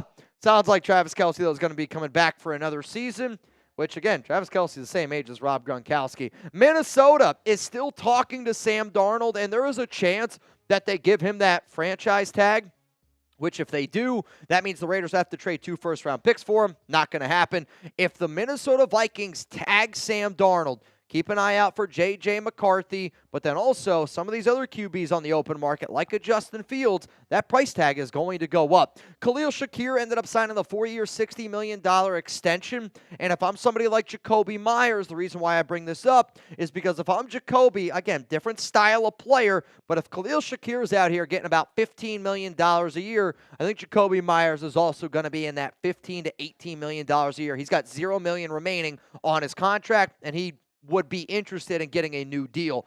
Cleveland doesn't want to trade Myles Garrett. They continuously say they have no interest in trading Garrett. One of our guys, our host here at Chat Sports for the Browns, actually asked the Browns, I believe, head coach today, what his plans were at quarterback to keep Myles Garrett around. Didn't sound like there was a lot of confidence in that answer. The Rams literally had a report today from Diana Rossini that said that if they trade Matthew Stafford, they view Jimmy Garoppolo as a potential starting quarterback option.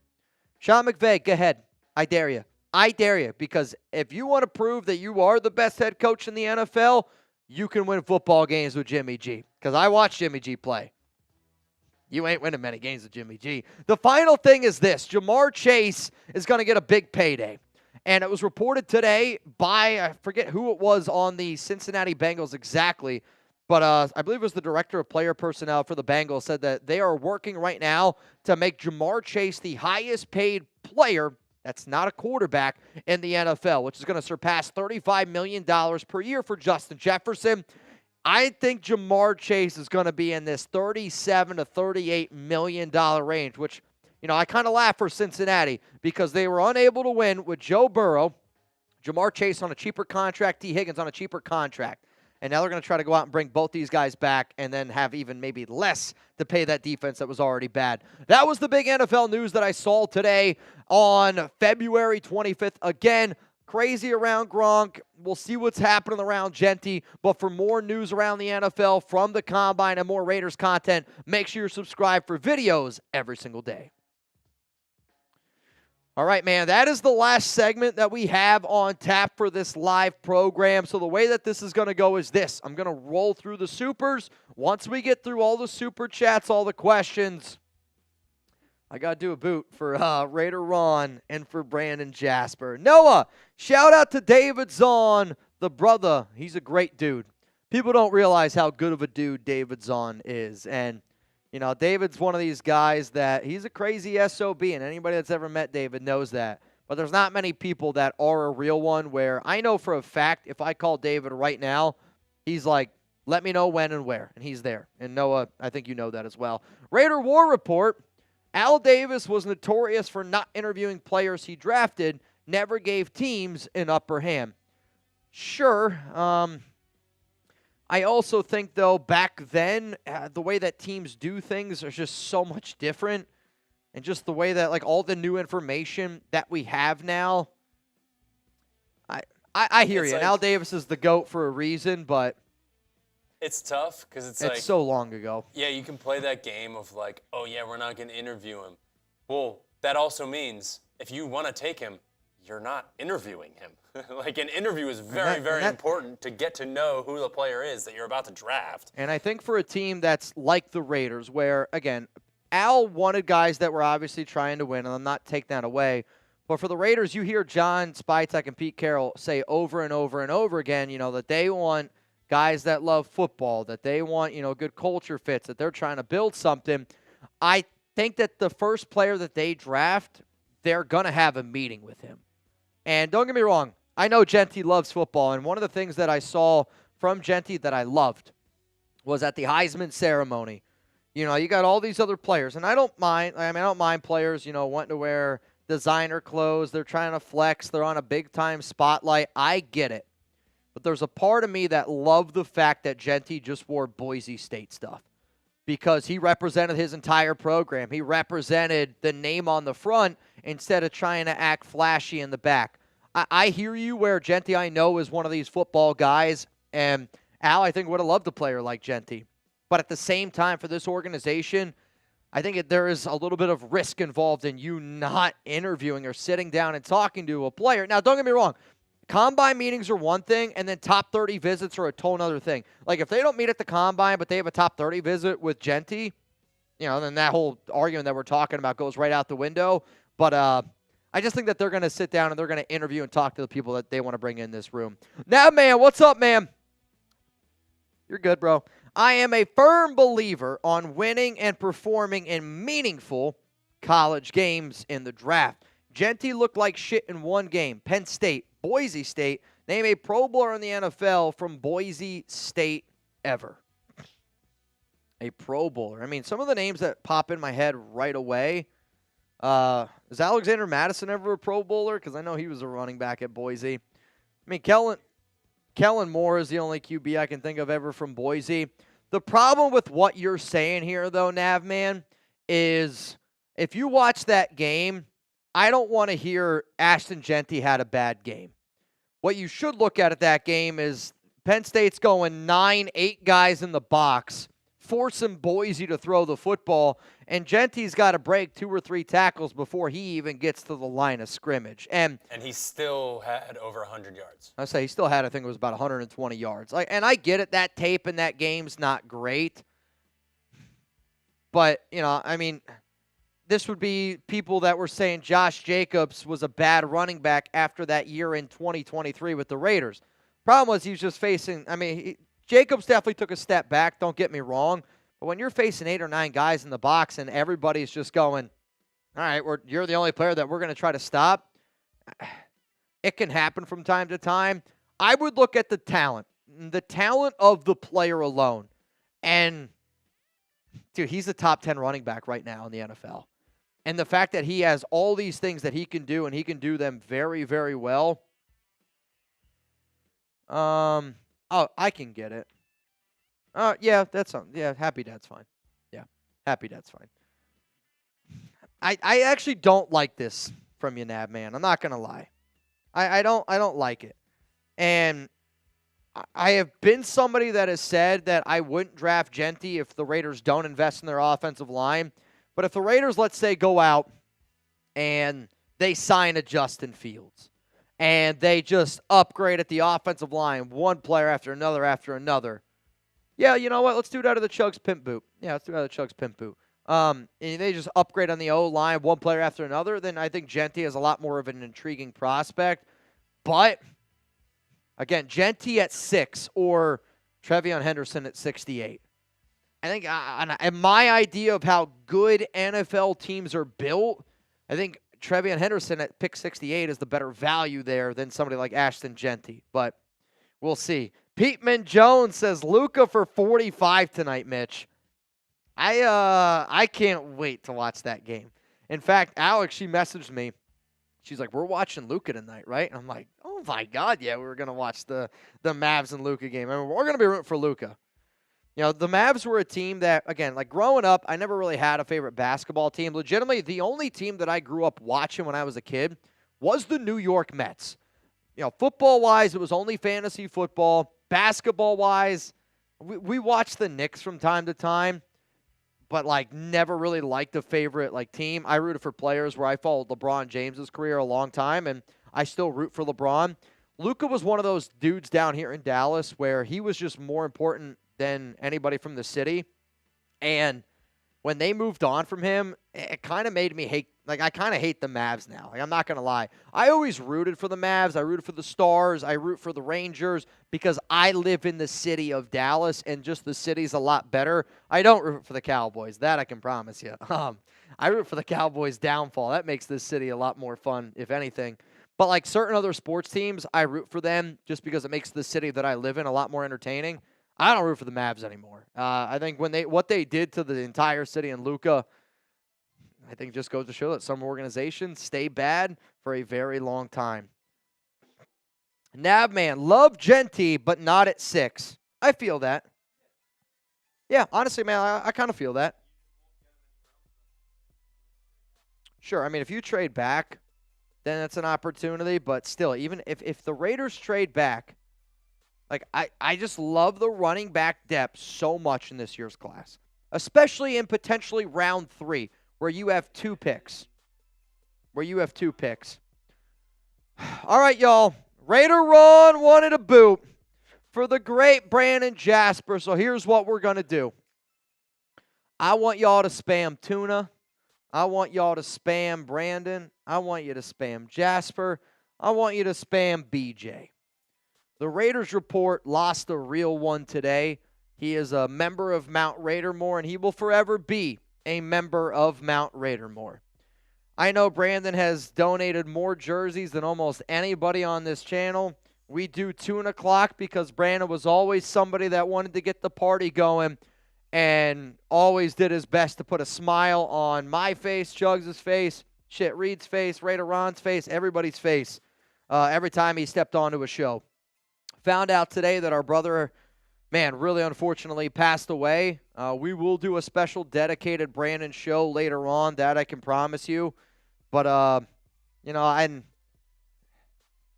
it's amazing to me how much love y'all have shown Brandon, not just on this show right now, you know, the past month or two, but the amount of people that showed love to Brandon for the weeks leading up to his unfortunate passing today. Guys that talked to him every day, and I mean every day, FaceTimed him, talked to him, helped him get through a tough moment.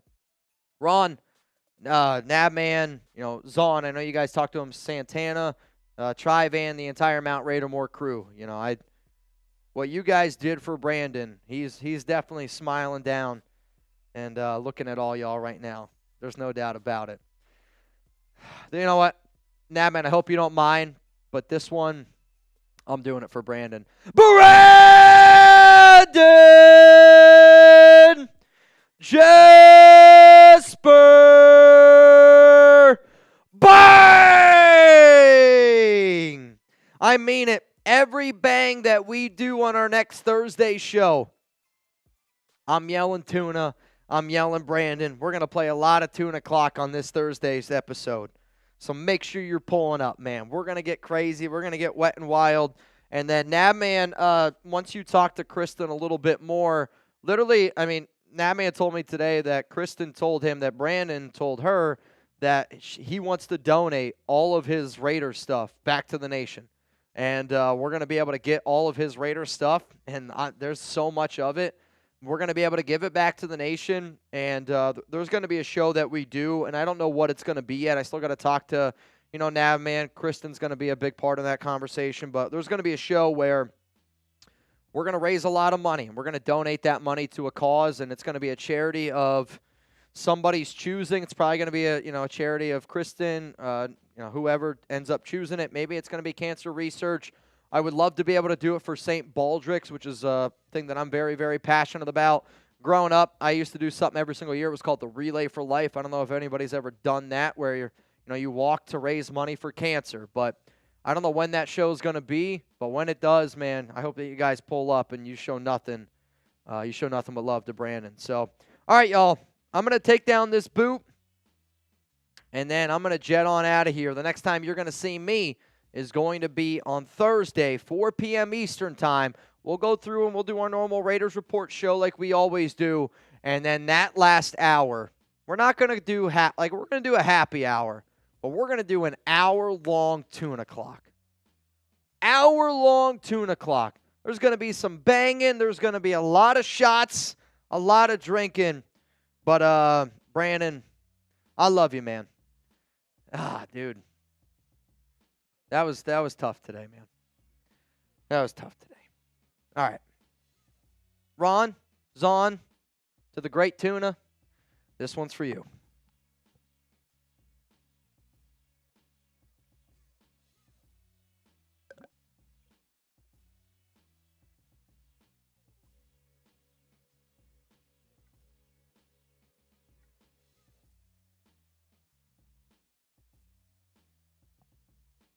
Damn.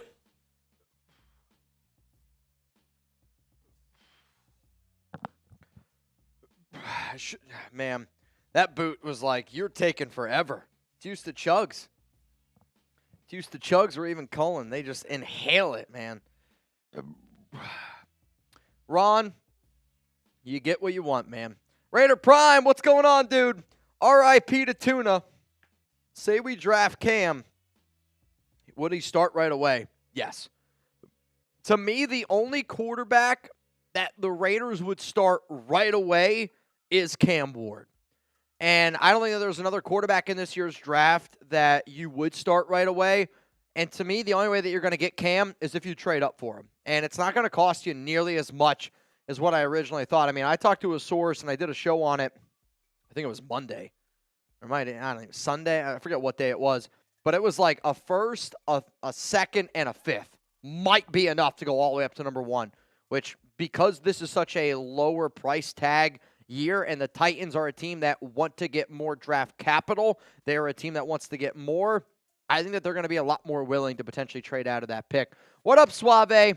Cheers up. Prayers to Brandon. I mean it. Everybody spam Brandon Jasper, and I'm getting the heck out of here. This show is going to end in 3, 2, 1. Brandon!